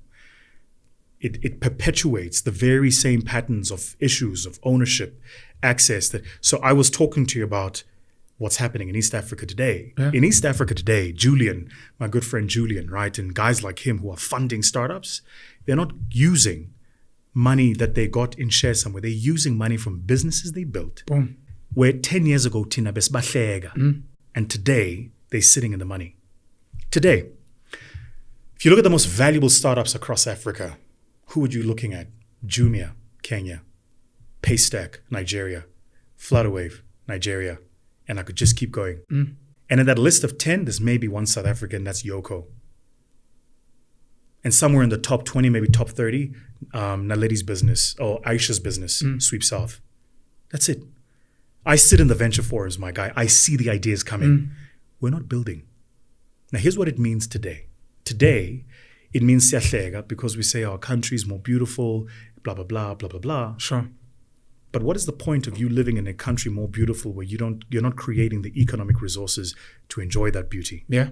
And so what will happen, as is happening already, is that those nations, because they have had their bounds, that was my point. Sure. So the average young person growing up in Nigeria, I'm there often. The average young person growing up in Nigeria is not waiting for any government grant because they know it's not coming. Sure. They're not waiting for it. They're not waiting for any government scheme to fund their business. That's why I'm about computer nat bayashaya. Because when business plan lakho lithe hamba uyesifa uyocela imali. Yena business plan lakhe lithi ngingathengisana namhlanje ukuthi ngibe nemali kusasa. Go get customers. That's where the money is. That's why bayashaya. And I speak from experience, right? So people that when I started interacting with them, I was like, whoa, the hustle spirit here is unreal. Sure. It's like, you go to Nigeria, my guy, you will never just walk. You will, if you are in mainland, you can't just walk from one street corner to another street corner. Ngana muntu okustopi like thengisela something. Sure. La siyahleka mawenza kanjalo. Nimbonile uPense kamela phana ukhipha ama pamphlet. Sure. Uye kumsebenza ebank uvula podcast. Bekathi wenzani? Sure. Right? And then in 10 years' time, Pen is now the Joe Rogan of Africa. And I speak that upon your life, right? Thank you so much. Pen is now the Joe Rogan It's a of manifesto. Africa. Amen. Hallelujah. And all of a sudden, Pen has got this immense wealth. And the guy who was sitting next to you in the bank saying, "Uyahlanya wenzani," Sure. is now coming to you going, Yeah. Ziyakhala. Because the mindset needs to shift and change. So, I know like we said a lot, but for me, for me, if I'm honest, that's my main frustration with us. It's almost as if we refuse to see The power what's right in of front of us. The power of travel. And you need to tell people something like Uksuga from a rural village in South Africa to a Joburg to feel that hustle spirit. Go to Nigeria, go to New York.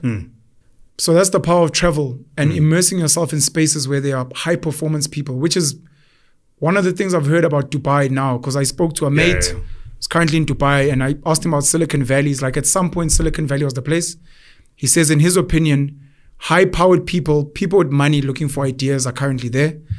And I wanted to ask you now, the intelligent young people in South Africa, when we were speaking about watching this thing bounce, hit the ground and bounce back, and how we need to make noise. Do we need to be going into exile, into spaces that have a lot of resources, making noise from out there, and trying to accumulate those resources so that when it crashes and it bounces back, we're ready to come back and build? There is a portion of that happening already. That's why, all Vusi are now sitting with a head office, that's at the DIFC in Dubai. That's exactly why. Should the rest of us be trying to look into stuff like that? I would definitely. Who's going to be educating kids on just some of the companies you mentioned that people don't even know exist on the continent?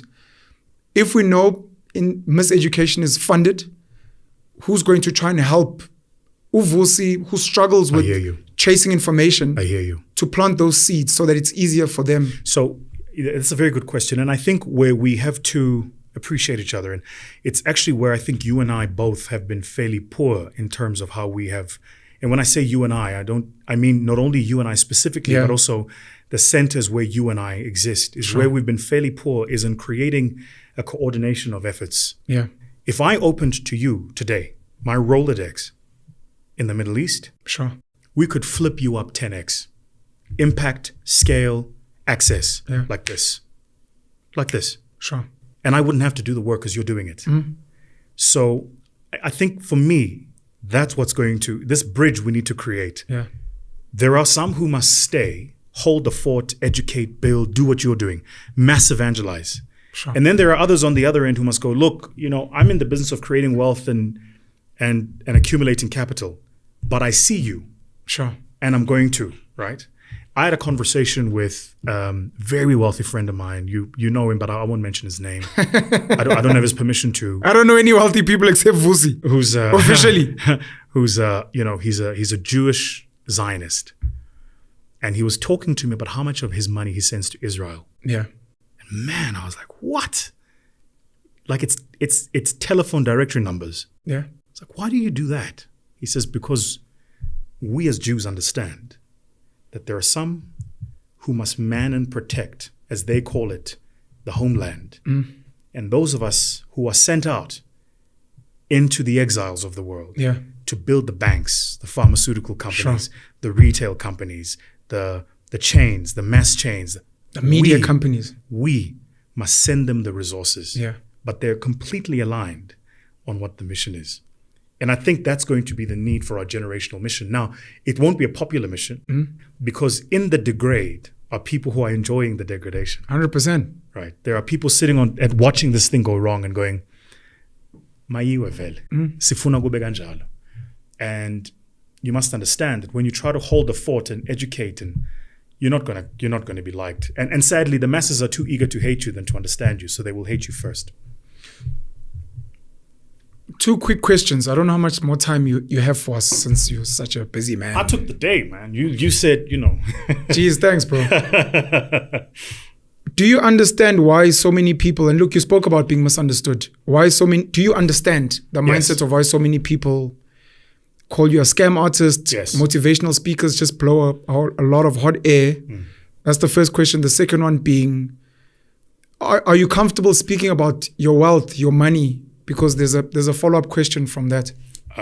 So let's discuss them, and to the extent to which I'm not, I'll let you know. Okay. So yes, I understand the scam artist thing. Do you understand it? Do you understand the psychology of average people? I'm a motivational speaker. Yes, they always lie to us. Yes. A grain of rice. I started with a grain of rice. Today I own testing. I started with a teaspoon. Now I have a restaurant. So Vusi are going to make us sell our parents. Yeah, look, I do understand it. So first, at the beginning of this, to arc back to where we started, I spoke about public speaking and the technical nature of the craft, right? So I didn't define myself as a motivational speaker. Sure. Y'all did. Okay. I'm a public speaker. But because of how the world understands things, right? Any poet who rhymes over a beat is now called a hip-hop artist. Boom. That's it. And so let me tell you, when you call a Vusi Thembekwayo, what you've done. You take a poet who rhymes over a beat, you call him a hip-hop artist, and then say he must therefore be a thug, a gangster, and a murderer. Boom. And you create that trail of logic with 1 second of thought. Yeah. Right? I'm fascinated when people say I'm a scammer, because for you to say that, first, you would need not know who I am and how long I've been around. Right? Yeah. Just call around, man. It's like don't be lazy. Pick up your phone and phone around and ask about me. Sure. Right? So that's the first comment. The second comment is, it's curious to me how people who have the least to be scammed from want to make the most noise about being scammed. You're like, you've never even given me 2 cents. So, mautu vusu skemile. Konju namalini engizoyithatha. And angikudeleli ngiyabuza. Sure. Right. And the sub-question there is actually this. This is the real question. If you see the scam artist, just show me the scam. Fact. Because I haven't seen the scam yet. Yeah. And if it is, I'm trying to see who's running it. People watch my masterclasses that I did online and go, see, he's scamming people. Those were free. I took my time that I could have been spending at home with my 3 beautiful kids. Yeah. And I came and spent it in a room with young entrepreneurs who were asking questions where I felt I could help. Isono Samis, Penuel, was that I invited guys with cameras and I said, record it so that we can show it to others. So if they have the same questions, they can see the answers. Yeah. That was it. And all of a sudden people went, who does he think he is anyway? And as those people went, why is he even hosting a masterclass? He's not the wealthiest South African. I never said I was. He's not the wealthiest black. I didn't say that either. He doesn't employ the most black people. I didn't say that I did. But why don't you get the wealthiest black to host a masterclass? Orcs. Yeah, don't come to me and tell me about the guy you bumped into at Konka driving the latest Ferrari SF90 and he should be hosting a masterclass. Ask him to host it. Do you know why he won't host it? I'll tell you why.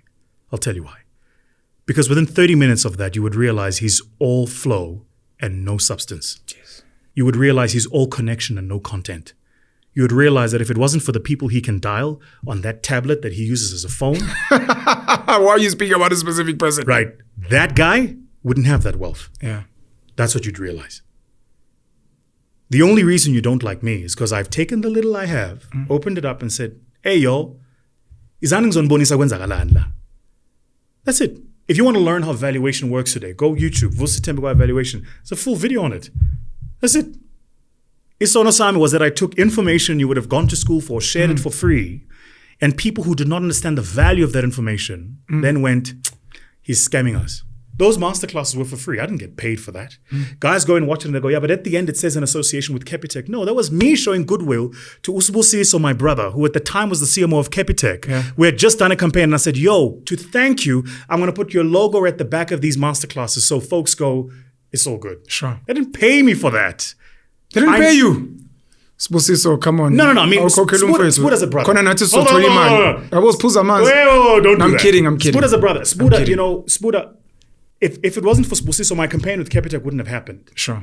Right. And that's a beautiful story, by the way, for people that don't know. Because obviously Capitec, I'm a boon who studied Posh Mafia. Let me tell you. You're literally saying it's a boy of mine that was working there. Who brought me in. I went to the head office of Capitec. I met all the bosses. Sure. And let me tell you why Spu's a change agent. Because then he leaves. He goes to African Bank. Yeah. And what does he do? He goes and finds this amazing artist called Ricky Rick. Come on, And Spuda. he pulls him in. Come on, Spuda. Nobody talks about Spu. But that's why you're here, to speak about them and to also encourage, because, we keep speaking about these big brands. I always say when they're like, the brands are saying for their reputation. I'm like, there's no weird brand. There are young, normally black kids sitting there preempting that, this is not good for the brand. And they're the ones that have the ability to transform and be change agents. So shout out to people like your mate. And by the way, he is a plethora of others, right? There is him. I think about guys like Greg at Jägermeister and what he's done for the Jägermeister brand in South Africa. The number of Amapiano artists Greg has put on, right? Where he has literally sponsored these guys and they're doing amazing stuff. We need to celebrate guys like that. We do. But, those guys are fighting big battles, man. Shout out to all of them. And so for me, as you know, I have a long history in corporate. Yeah. I know what those battles are. In my 20s, I was in corporate. Yeah. Right? I sat across the table. With a Loopsha and a Van Tonder and Van der Merwe. And I was the one going, this is not how this demographic does things. Sure. It's not how this marketplace exists. We need to do it differently. So I know the constant clash that exists today, right?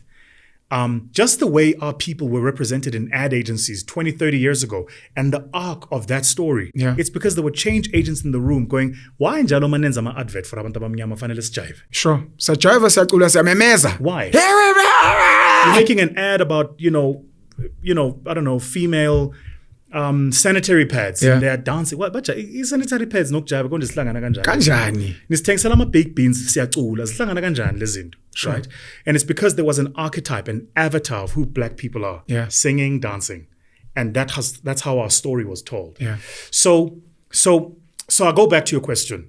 The scam artist thing, I've even given up trying to answer that. I'm like, you need to believe whatever you want to believe. Please don't ever give up. I know the power of propaganda, and as boring as it is, you must always be like, I'm not, what. That's my opinion. Sorry. Because I know it's very noisy out there, and someone will be hearing you answer that for the first time. That's why I have some of the energy, but it's not good for the mind. And it's very distracting. And also, so here's why I stopped answering that question, was because I realized, to your point, that I wasn't being called a scam artist, a mistake. Yeah. I was being called a scam artist because I started saying things that people didn't like. Yeah. And I started doing things that people didn't like. And the only way to discredit the effort is to discredit the person making it. Boom. So then I go, but hold on. In a few weeks' time, I'm on tour, right? So I've got a Middle East, North Africa, and Europe tour. Sold out. I'm doing a masterclass in Dubai, 600 people. Remind me why I must answer you, who wants to come to my free masterclass at my time, my expense, my team, my resources. when I can be over there getting paid and appreciated for the same work. They will love me. You'll call me a scam artist for it. Now, here's what's curious. Is it not curious to you that the poorest nations are the ones who call knowledge merchants scam artists? Isn't it curious to you that the poorest people are the ones who find no value in being educated? They would far rather pay for the entertainment.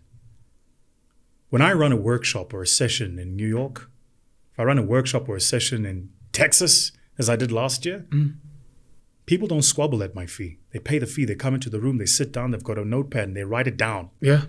And somebody akutshela ukuthi le mali ngiyibolekile ukuthi ngifike la. Sure. That's how they value knowledge. Here, you say, it's free, come. Nah, it's a scam. Nyapi. You know, I've seen something similar in this country and at least in my personal experience, where you get linked to certain well-off white people. Because I think maybe the Indians move smarter, so they won't know who you're chilling with. And it becomes that thing of these people who are not even my target market. I'm trying to speak to you guys because I realize you need this. They are rich people. Yes. Never call you.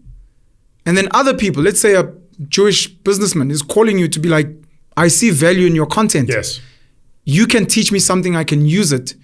And then tomorrow you get called names and you're like, I'd love to be called by wealthy, influential black people because that's who we should be working with. But yes. Never. It's not going to happen. And the reason it's not going to happen, Pen, is very simple. Is because we are first generation, so we don't yet have the mindset of accumulation. Yeah. You know, the massive shift for me, I must tell you, when I started my growth fund, I seeked out this guy. I was a hero of his work for years. Yeah. There were two guys I sought out. Two. The one. You still have this hunger to meet people like a groupie. I have two mentors today. Okay. To this day. I have people I call and go, I'm stuck here, man. What do I need to do with this? To this day. Right?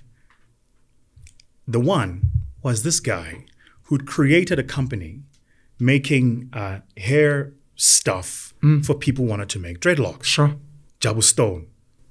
I remember meeting with Jabu Stone. I used to drive a Toyota Run X in Sahlaleka, Wattville.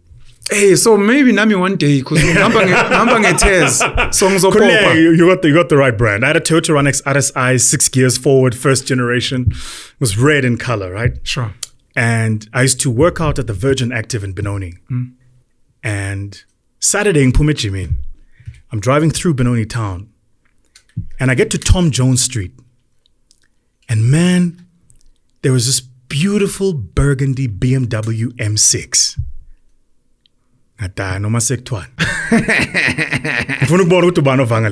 Sure. I pull up in front of the car. Here's this guy standing there talking to a friend of his. They grew up together. He's got dreadlocks. He's just chatting. It's Jabu Stone. I said to him, it's so important what you did there. I said to him, Jabu and I connected. Yeah. Right. He was the first I did that with. Years later, I'm working at a company called Metro Cash and Carry. I'm a GM. I'm about to make, ops director. Sure. I buy a BMW 645 Ci, quarter to 7. I'm that guy. Black, burgundy interior. Don't worry, it's coming. Black, burgundy interior, sunroof, 20s. Yeah. Yes, and a life, cheat. I find out that there's a BE structure that Medcash had done a deal with. Yeah. So I go, who's in that structure? They say, this guy called Biggie Villagas. Who's he? CEO of Easy Gas. I got to meet him. Teach me. Shepherd. I go, who's he? CEO of, got to meet him. Teach me. Jürgen. Who's he? He's the founder of Africa Renaissance Holdings. So I go and Google it. This guy is like the accountant to Thabo Mbeki. Small Jewish guy, nondescript. You'll never find out about him in the papers. But he's there. To this day, he calls me every year on my birthday and we talk.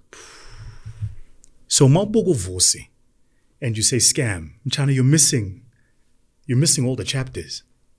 I'm a cumulative to this day. So then I meet another guy on the board. This guy started a company called Zico. When he first started it, he went and one of the unions became the initial investor, LP in the, in the investment arm, Zongo Investment Company. Who's he? Sandile. Who's this guy? Google. Yeah. Go. Bab Zongo.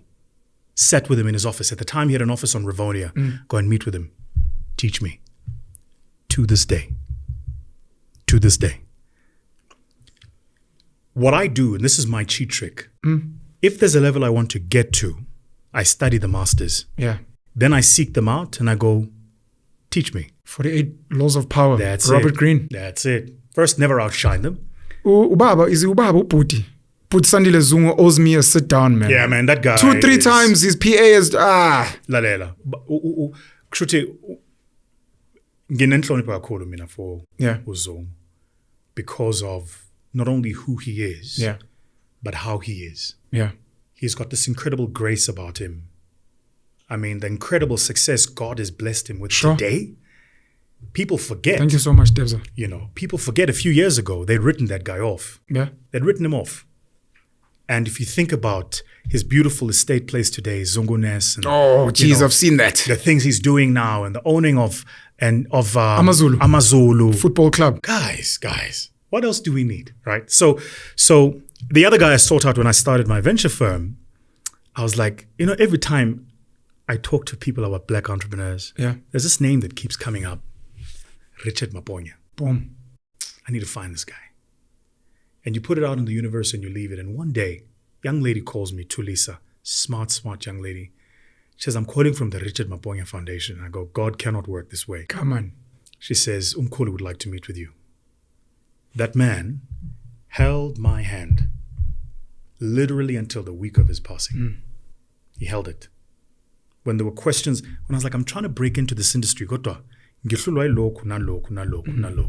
like, no. I know that you need to approach it this way, right?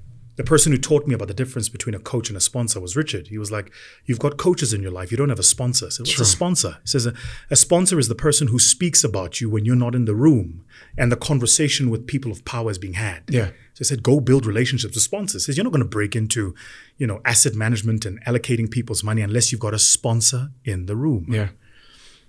And so I say that only to say, this is the problem in my mind with this new brand of quasi-journalists who practice this tabloid thing. Yeah, it's new and it's because of social media. It's and disgusting. Chasing views and things. It's you're chasing views and you're opening a channel and you're talking about somebody's life. You are literally destroying what took decades to build. Sure. And here's the irony of that, is then you're going to turn around and say, why are there no black this and no black that? But you were part of the mob. In fact, you were at the front leading it. Yeah. So, so for me, my man, that's been my grace, is everywhere I go. That thing is important. Pharrell was saying to Kanye West, it's a clip on Genius, the documentary on Netflix. He phrases it in a certain way, but he's essentially saying, I think it's Steve Jobs, stay young, stay foolish, stay hungry, stay foolish. Stay hungry, stay foolish. But Pharrell is like, don't ever stop don't ever get to a point where, or always doubt yourself. But it's the mindset of don't ever be ever that big.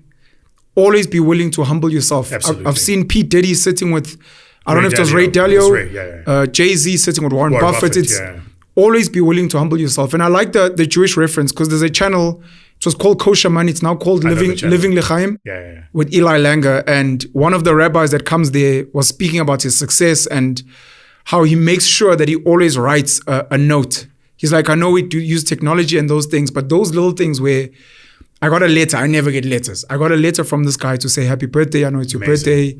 Those things have an impact. And one of my favorite entrepreneurship stories on the continent is a gentleman by the name of Alexander Thompson Pine, I think.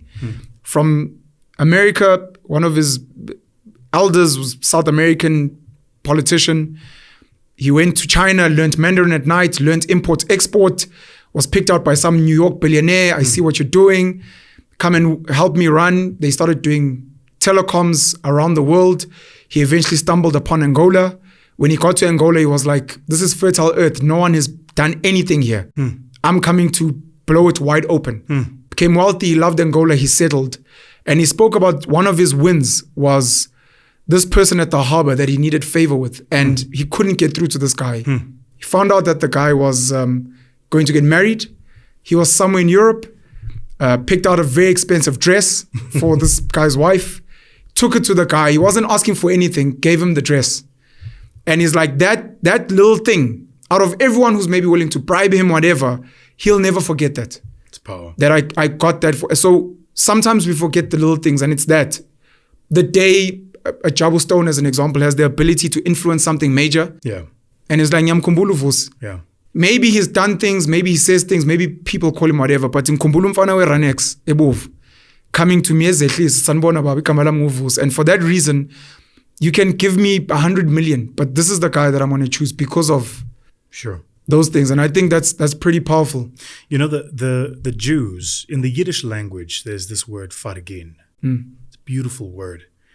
And when I started spending time in the community, you go to the shul, you're at Shabbat, be like, this is abantu abamnyama sibiza ubuntu. Yes.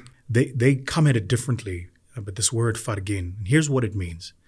It means that if we are in a community and you're doing something, even if somebody outside the community can do it better, cheaper, and faster, we buy from you. And when you get it wrong, we come to you, say you got this wrong, fix it. Then we buy again. That's us. It's called fargin. Go and look it up. The reason that's important is because now you got to understand our psychology. So what do? You start something and you sell. We buy it. Then we go on social media and go, futhi phukile lento ayisebenzi nokusebenza. Bekacabanga ukuthi wenzani. Futhi nala mateki wakhe mana amosheka fast. Yeah, futhi nalo kudla kwakhe akusimnandi nekuyadura unnecessary. Then we're the same people that go, but why is black wealth not growing? Right? I think I did this masterclass, and I know you want to say something, so let me just finish this thought very quickly. Like I said, I had a masterclass, I'll never forget, it was in Cape Town, and I said something, and the whole thing blew up and became, flammable, like almost most things Vusi says. Take it easy. And I said in this masterclass, I said, apartheid didn't lose, apartheid won. Yeah. Apartheid didn't lose. Not only did it win, it's still winning. The project of apartheid was not only about the exploitation of the many for the few. It wasn't just about making black people believe they were inferior. The more insidious project in apartheid, its most successful outcome, and I use the word successful for a lack of a better one, so don't get touched with that, is that apartheid was there to convince black people that none amongst them was worth anything. Kungako today, isitha somuntu omnyama, umuntu ozodiliza inkampani yomuntu omnyama, umuntu ozokuframe, umuntu omnyama, umuntu ozokufaka ejele ngenzondo, umuntu omnyama, umuntu ozokubamba ngenhliziyo athi sobona ukuthi uyophele laphi, ngumuntu omnyama. To this day. And so almost all of the wealthy black friends I know, they'll call me and go, what are you doing? Leave these people alone. A friend of mine said something the other day. Why do you think we leave the township? Yeah. Why? Because I don't want to drive in and drive out every day. Ngiloko ngiyamonelwa, ngibizwa ngamagama, ngizothakathwa, ngizoyenza zonke lezo zinto. Yeah. And so indawo zakithi aziphucuki because sihamba siyophucuka somewhere else, right? But ekhaya, it's the way it is. And so my fascination is with groups and communities that have suffered, and then when they bounce, it's unbelievable. Because I think if as black people we could learn that, we would be unstoppable. The Apartheid project was about that in South Africa. The colonization project was about that in the rest of Africa. Right? The reason there's an issue between a Kikuyu and this in Kenya, the colonizers told them that shit. Yeah. And so when the colonizer removes himself, right, the one tribe says to the other, no, but it can't be you. Sure. It must be me. It's our inability to practice fargin, to go, yazin man, who Pen started a company making cars. Hey, azambi zona.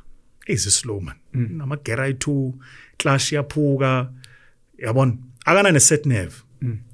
But tell the Department of Home Affairs to place an order for 100,000 of those cars. Because that's first iteration. Yeah. We don't do that. And then we wonder why certain populations move forward, why certain countries move forward. If you had the privilege, I did, 15 years ago was the first time I traveled to China. You cannot compare the automotive prowess of China then to today. Sure.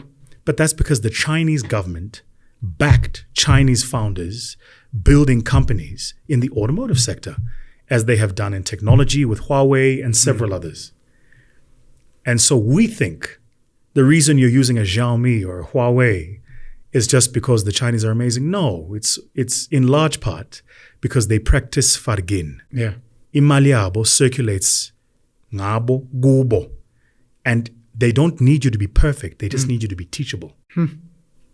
And take constructive criticism. So they don't destroy. When you take initiative, they don't destroy. They don't destroy. They do not destroy. I remember Gaten McKenzie saying he intentionally does this thing of praising black businesses. This was a couple of years ago. He intentionally praises black businesses loudly.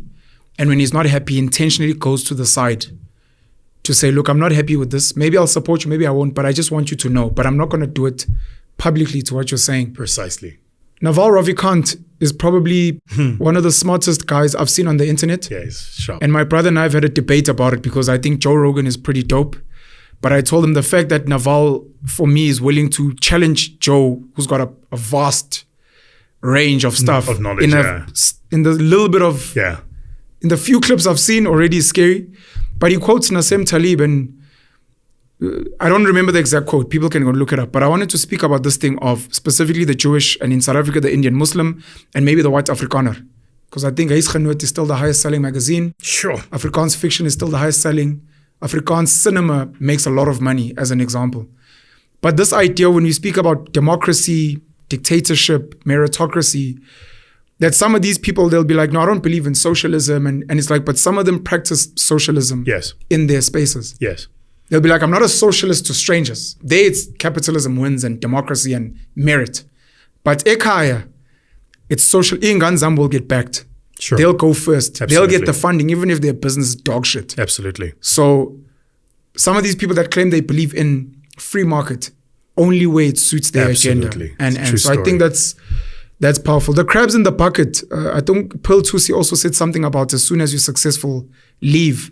And you spoke about this, I think it was on ETV, speaking about the psychology of Otak and how we hate each other and we don't put each other on so we can succeed as a collective, and how we define success as how far away you can move away from your people versus other groups are, I can be as wealthy as I want, but if Ekaya, we're not wealthy, I haven't made it. Absolutely. Sizwe Dhlomo, of which, we always enjoy it when you guys are at each other's throats because we love mobs and cancel culture. Part of the videos that have trended on my channel were the ones where I was like, the fascination for me is, it seems, Vusi Thembekwayo is first generation. Yes. First generation wealth, he's building and Sizwe Dhlomo is maybe second, third, and he's a beneficiary of his father, grandfather, whatever. And I'm like, it's interesting, this clash of, it seems like Sizwe is an issue of first generation, and first generation is never pretty. And people that understand what it takes to build, they'll tell you it's scam artists 100%. And you stole my money and 100%. 100%. And on the other side, Vusi is saying, yeah, but Sizwe, it's not like you didn't have some privileges. And I'm seeing first generation almost arguing and fighting with, Vusi would love to be his children to be Sizwe. One day. And Sizwe is kind of fighting with his grandfather, but people are saying you stole money and it's like, no, this is kind of how it works, but we just happen to be similar ages. And your thoughts around, I know at some point we'd like to see you guys sit down, chat, find common ground. Yeah, that's not gonna fucking happen. Fuck him. No, not on camera. No. I mean, anybody who. Okay. Anyways, let me say it this way, right? Sure. I moved past that point when he made it personal and came after my kids. Okay, I didn't see that. Yeah. And kids and family and partners are always off. When he did that, no. We are no longer at a amajita xabene izodlula. Sure. No, indaba amadoda le. Okay. Sadlula lapho kudala. Okay. Ngeshwa. He hasn't proven himself beyond what he's been given. And I know one thing about the world, boy. Cycles. Yeah. Lajika levile. Khululeka. It's summer now. Winter's coming. We'll see what you're made of. Do your thing. Sure. And angimfiseli ngikhuluma ngempilo. Impilo njalo. Yeah. All of us. Cycles. Sure. Give it time. So let me say a few things there, right? Outside of speaking about him, just the ideology. I mean, I think so. He's actually been an interesting little like blip in my life because took me a while studying that. Okay. So I'm the guy who I try to extract myself from a situation and go, why did this unfold the way it unfolded? Sure. A lot of people don't know actually the genesis. Okay. I want to tell you first the genesis. Okay. And then I'll tell you kind of my reading of it. Okay. So years ago, you remember there was a taxi strike. That was one of my popping videos, boy. That was the whole thing. So most people, again, let's go back. Think of Vusi Thembekwayo just gets up and says, tough times don't last, but tough people do. Sure. You know? Yeah. Demi. I love Demi, by the way. Sure. He and I follow each other. We chat like on Instagram. Sure. I love the guy. So people think that's what I do. Yeah. There are layers in public speaking, Chief. At the top is something we call a halo speaker, a business speaker, professional speaker, inspirational, motivational, right? Okay. So when you call us speakers, you're trying to club all of us into one. Yeah. But that's okay. It's not how you guys understand it. It's cool. In my game, right, to be effective at what I do, I have a full research team. That's why I can say things, because Sure. I've got people whose job it is to put together the things I need to say. Do you understand? Sure. Tomorrow I'm on assignment with a client. My research team is at the office now. Now today my research team is spread. I've got 2 people in Dubai, 2 in the Philippines, 1 here in Joburg and 1 in Cape Town. I've given them different research assignments. That's why if you follow me on Twitter, you'll see I'll run a thread on AI and how AI is changing. I'm not sitting there I've got a team doing this. Sure. So Ubafo.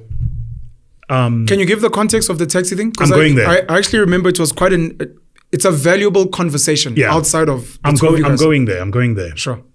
So Ubafo, as I understand it, tweeted something. Sure. Right. I get, this is before Google Docs, an email from my research team with a Word document going, hey, salient facts about this strike, post a video now. So I go and I check the salient facts. I go, cool, go online, post a video, and that's that. Yeah. I get a drama. So somebody on Twitter goes to him and says, yo, did you see Vusi posted a video?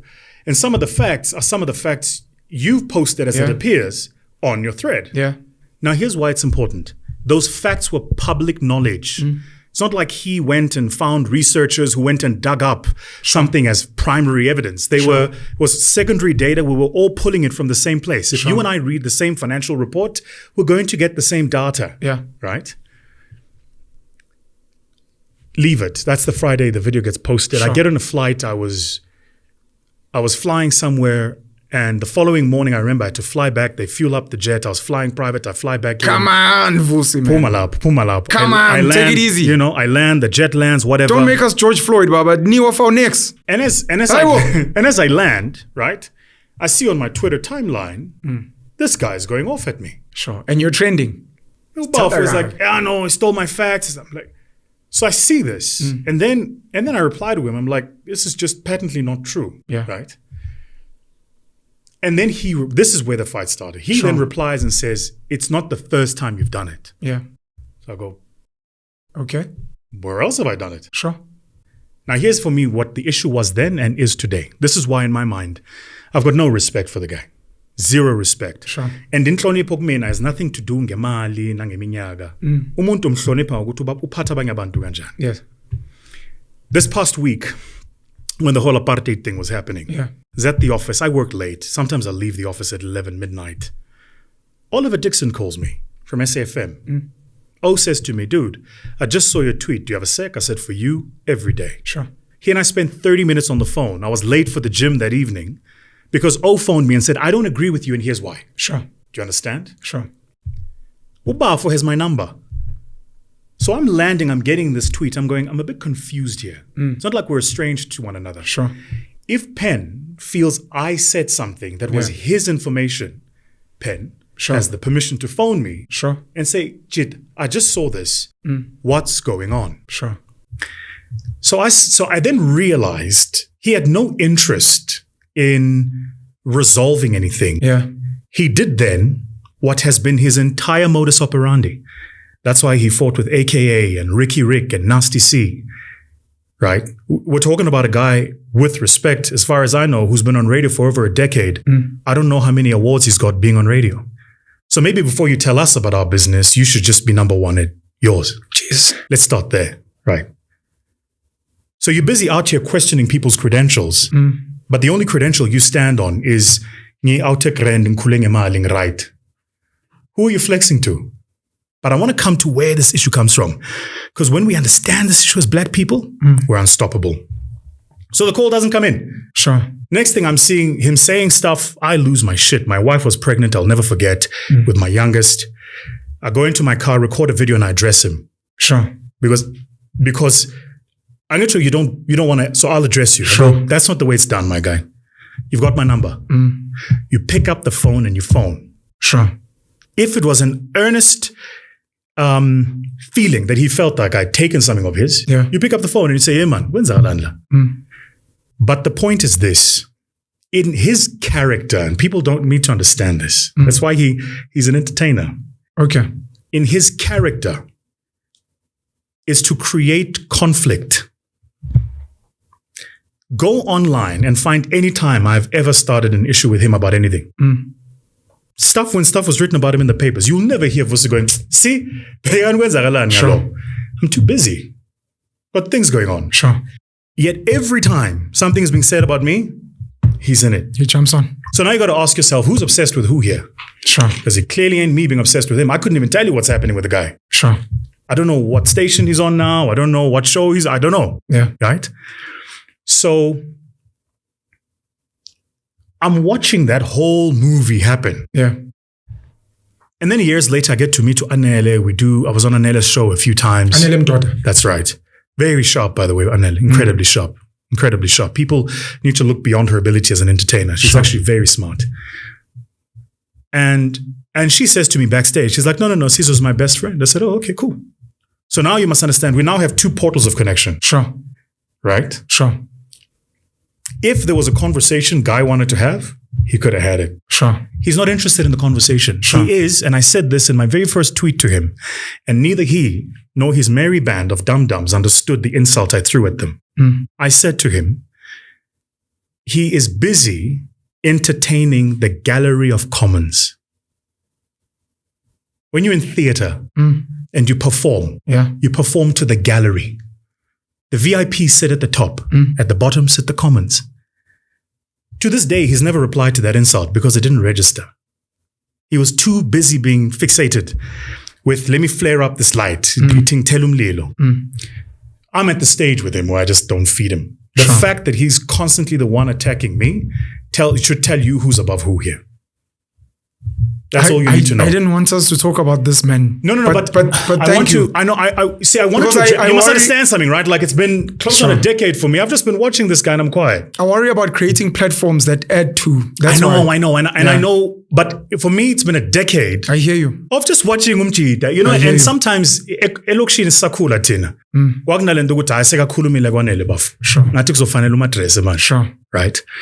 And I will take that opportunity to do that here because this is an actual platform where one can address it and it doesn't get emotional. Sure. There are people who've said, it would be interesting to watch a debate. I would never debate the guy. It wouldn't be a debate. It wouldn't also be necessary. And it wouldn't be necessary. Yeah. This creating of this confluence and collision. Now, so that gives you the history. Now let's talk a bit about why that exists. Sure. Because man, I meditated on that question. And I think he and I are a fault line of something that most black people are struggling with today. Yeah. I'll tell you what that is. I went to a township school called Egukanyeni. And when I was finishing Standard 3, Jeez, we're old. Standard 3 is grade 5, children. Yeah. Don't get lost, keep up. When I was finishing with Standard 3, Ubaba moved me to a Model C school called Benoni West. And I went to, when I was finishing with Standard 2, passing for Standard 3. So the next year I must go to Standard 3. My dad goes to the school and they're like, no, you must take an entrance exam. Yeah. You remember those entrance exams? So anyway, I passed every single part of the exam. English, math, everything. Except Afrikaans. There was this lady, Mrs. Olivier. She later actually became my Afrikaans teacher. She shows me images. She says, what's this in Afrikaans? She pointed at the kitchen. Sure. And I didn't know what a kitchen was in Afrikaans. I was like, a kitchen? I don't know. So she was like, no. You gave it a good shot, boy. Yeah, she was like, no, you can't go to grade 5. It was. Jeez. Now we're not switching from standards to grades. Sure. Not only that, but we have to move you back to grade 3. I did like a standard 1. But it was fine because I was in Kanye. I was 2 years ahead of my class anyway. So basically what happened is I adjusted for my years, right? So there's that generation of us. There are 3 generations of, young South Africans today. Yeah. I'm that center generation. Those of us like Ulira who went to a township school, then migrated to a Model C school. Something interesting happened when we migrated to those Model C schools. There were these black kids whose parents owned spaza shops and taxis and butcheries who went to Saint Desha. Sure. And they were always the only black kid in class. Yeah. And all of a sudden they had to put up with the rest of us. That's Sizwe's problem. Sizwe's problem is he was the only black kid in class. And all of a sudden, he's got to put up with the rest of us. And it's not just him. He represents an entire group of young black people who come from extraordinary privilege, who cannot adjust their minds to the fact that their access today is not just driven by their privilege, that they're going to have to compete. Now, I said there's 3 generations. There's his, there's mine, and then there's the generation of young black kids who have only known the Model C schools. Sure. They're coming into the world of work now. Ask them to tell you about the experiences they're having at the hands of their own. Because they come and they speak a different type of English, right? Sure. Let me tell you how pervasive this is. At AKA's funeral, at the funeral, the memorial service, Sim Mode, what a guy, right? Sure. Sim Mode says... Sim dope. Sim dope, right. Hey, people are going to butcher you, Bob. Hey, Sim dope. Sorry. Sorry, guys. But Sim dope, he's old, like me. I mean, I remember the song, right? I'm a huge AKA fan. No, AKA is my favorite South African rapper. Like, unequaled. Pro AKA, do me. Boom. Sure. Okay. Anyway. Before people come at us. Yeah. So anyway, Sim Dope gets up and says, like, guys, we were going on a trip to Australia. Sure. Zang bam gibele ku Twitter. Like, AKA with Cheese Boys. Sure. Kwahambe Australia. When we up, Gold Reef City trended. Sure. Because people were like, no, benye Gold Reef City. Right. Ngicela ningidlulisela bakithi. Le nkululeko nanilwela for ini. If for Sim Dope to talk about going to Australia is now something that people must attack.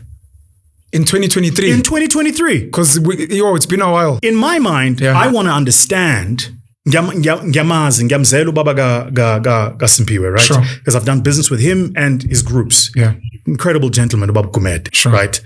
Ngenhlonipho, mina ngiyahlonipha bafo abantu abadala, right? And across the strata. So in my mind, I'm going like, wow, like St. John's, they did it. Sia Kluza. The incredible Sia Kluza. And the stuff Sia's doing today. People need to understand why Sia's under the radar. It's very deliberate. He's very intentional. I've actually spoken to someone who knows him personally, and they have said it's deliberate. It's because of this. It's this. Yeah. It's this. Right? Ngiyamazi baba kaSia. Yeah. Right. Sia went to a particular school. Sia would have gone to the Australia trip. Sure. Now, I'm trying to understand njengabantu abamnyama. Ikephi inkinga?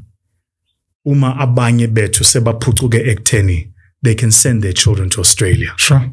Why must we pull that down? Why is that an outlier? It's like, umama kababa no baka AKA ngokwazi kwami we're not criminals. Sure. Lokho kusho ukuthi ukuze AKA azifake kulesa sikole babesebenza. Sure. Asebenzeni sonke bakithi. Sakhe zethu izikole zofana no St. John's and St. Stephen's and St. Peter's and all of these schools and send our kids there. Sure.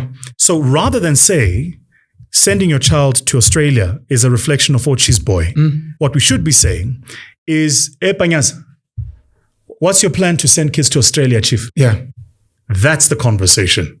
Yo, but we're not having that conversation. You haven't been in a while. He's the premier of Gauteng now. I'm told so, yeah. He's not on ABC of Education. But you can tell I'm out of the game. You've left us, Baba. So look, a long way to answer your question, but you matriculated at Benoni High?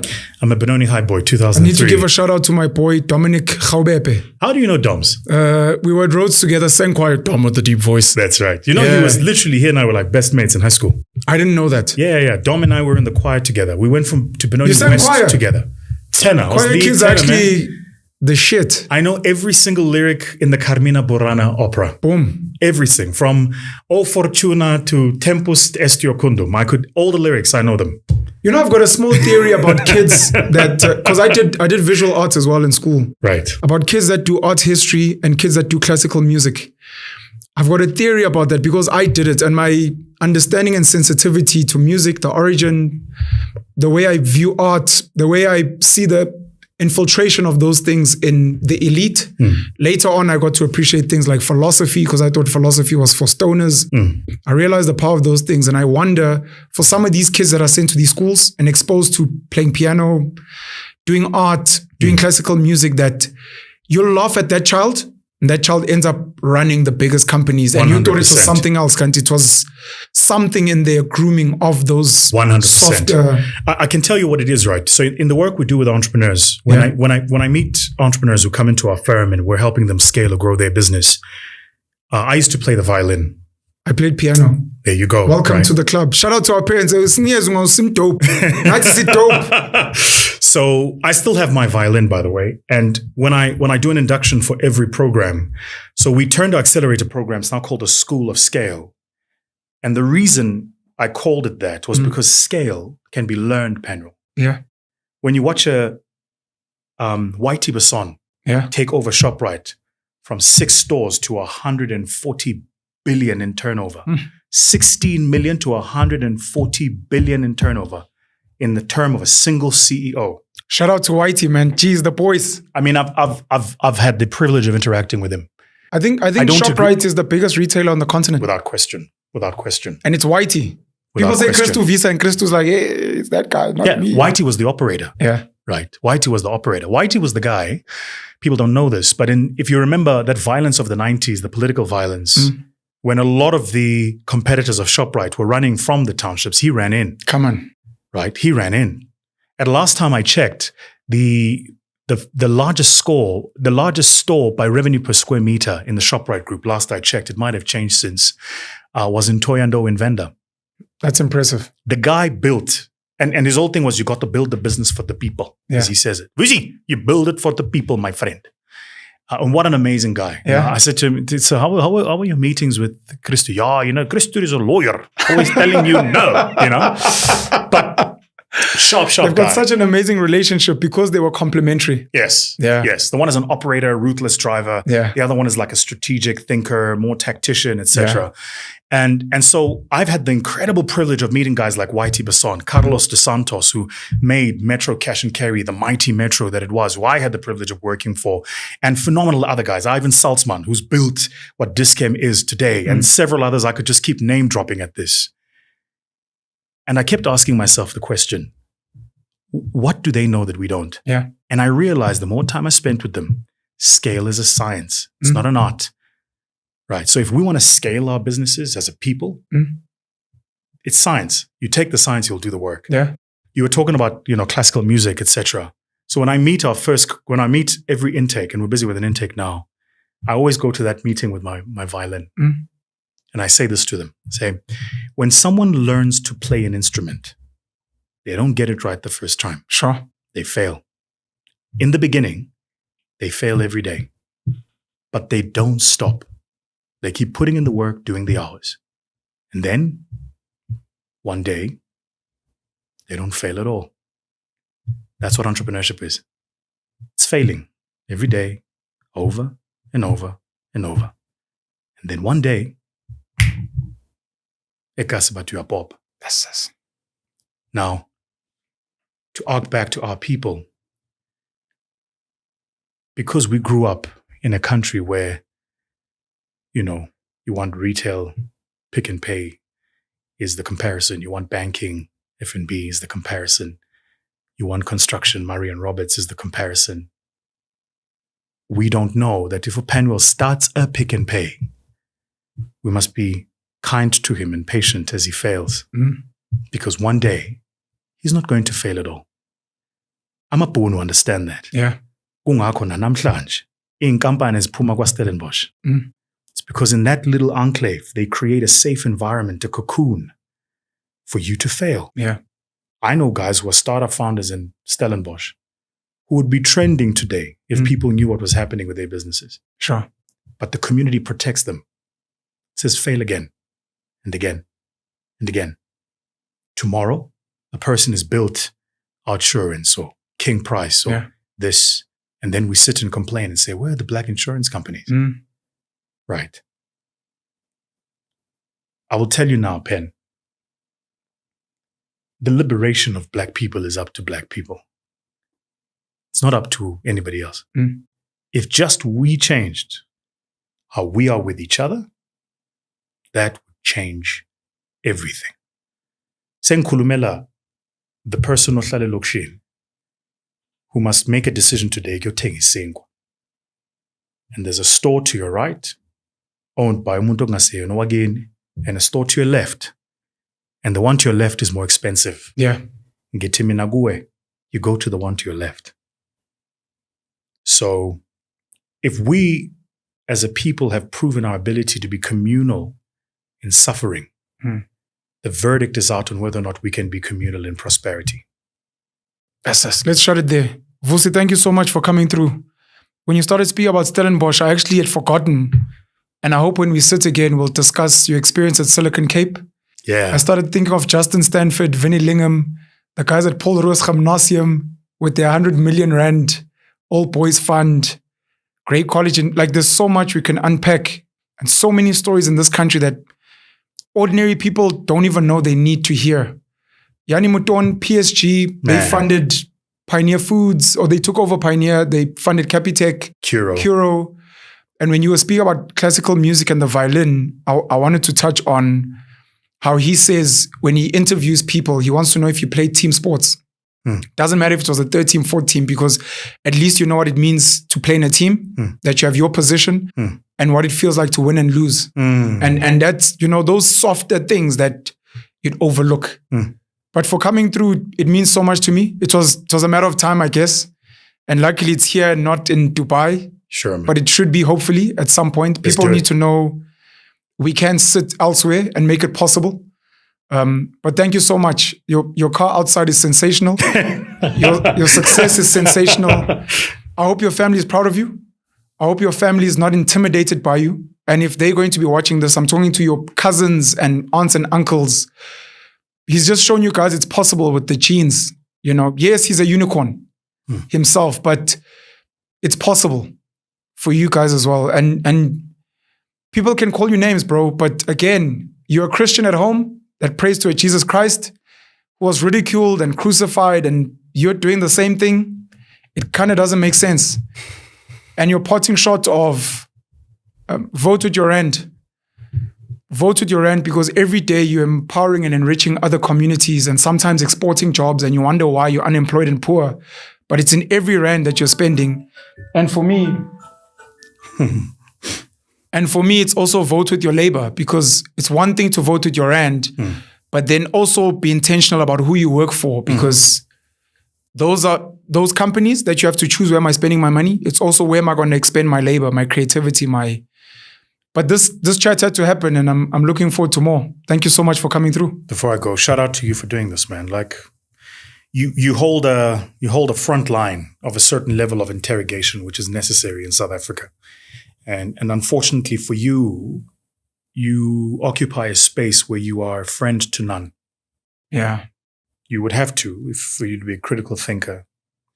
And you know, all I pray upon you is that you just remain true to that, because you were called to do it, and I think you're a very necessary voice. So, and thanks for being patient. You know, I know this took forever. Dealing with a diva businessman, not busy. Today almost didn't happen, just for people to know. I think you were 10 minutes from cut off. As you know, Vusi can coach up. I was going to join Sizwe Dhlomo. Jalo my tweet. Yeah, stood me up.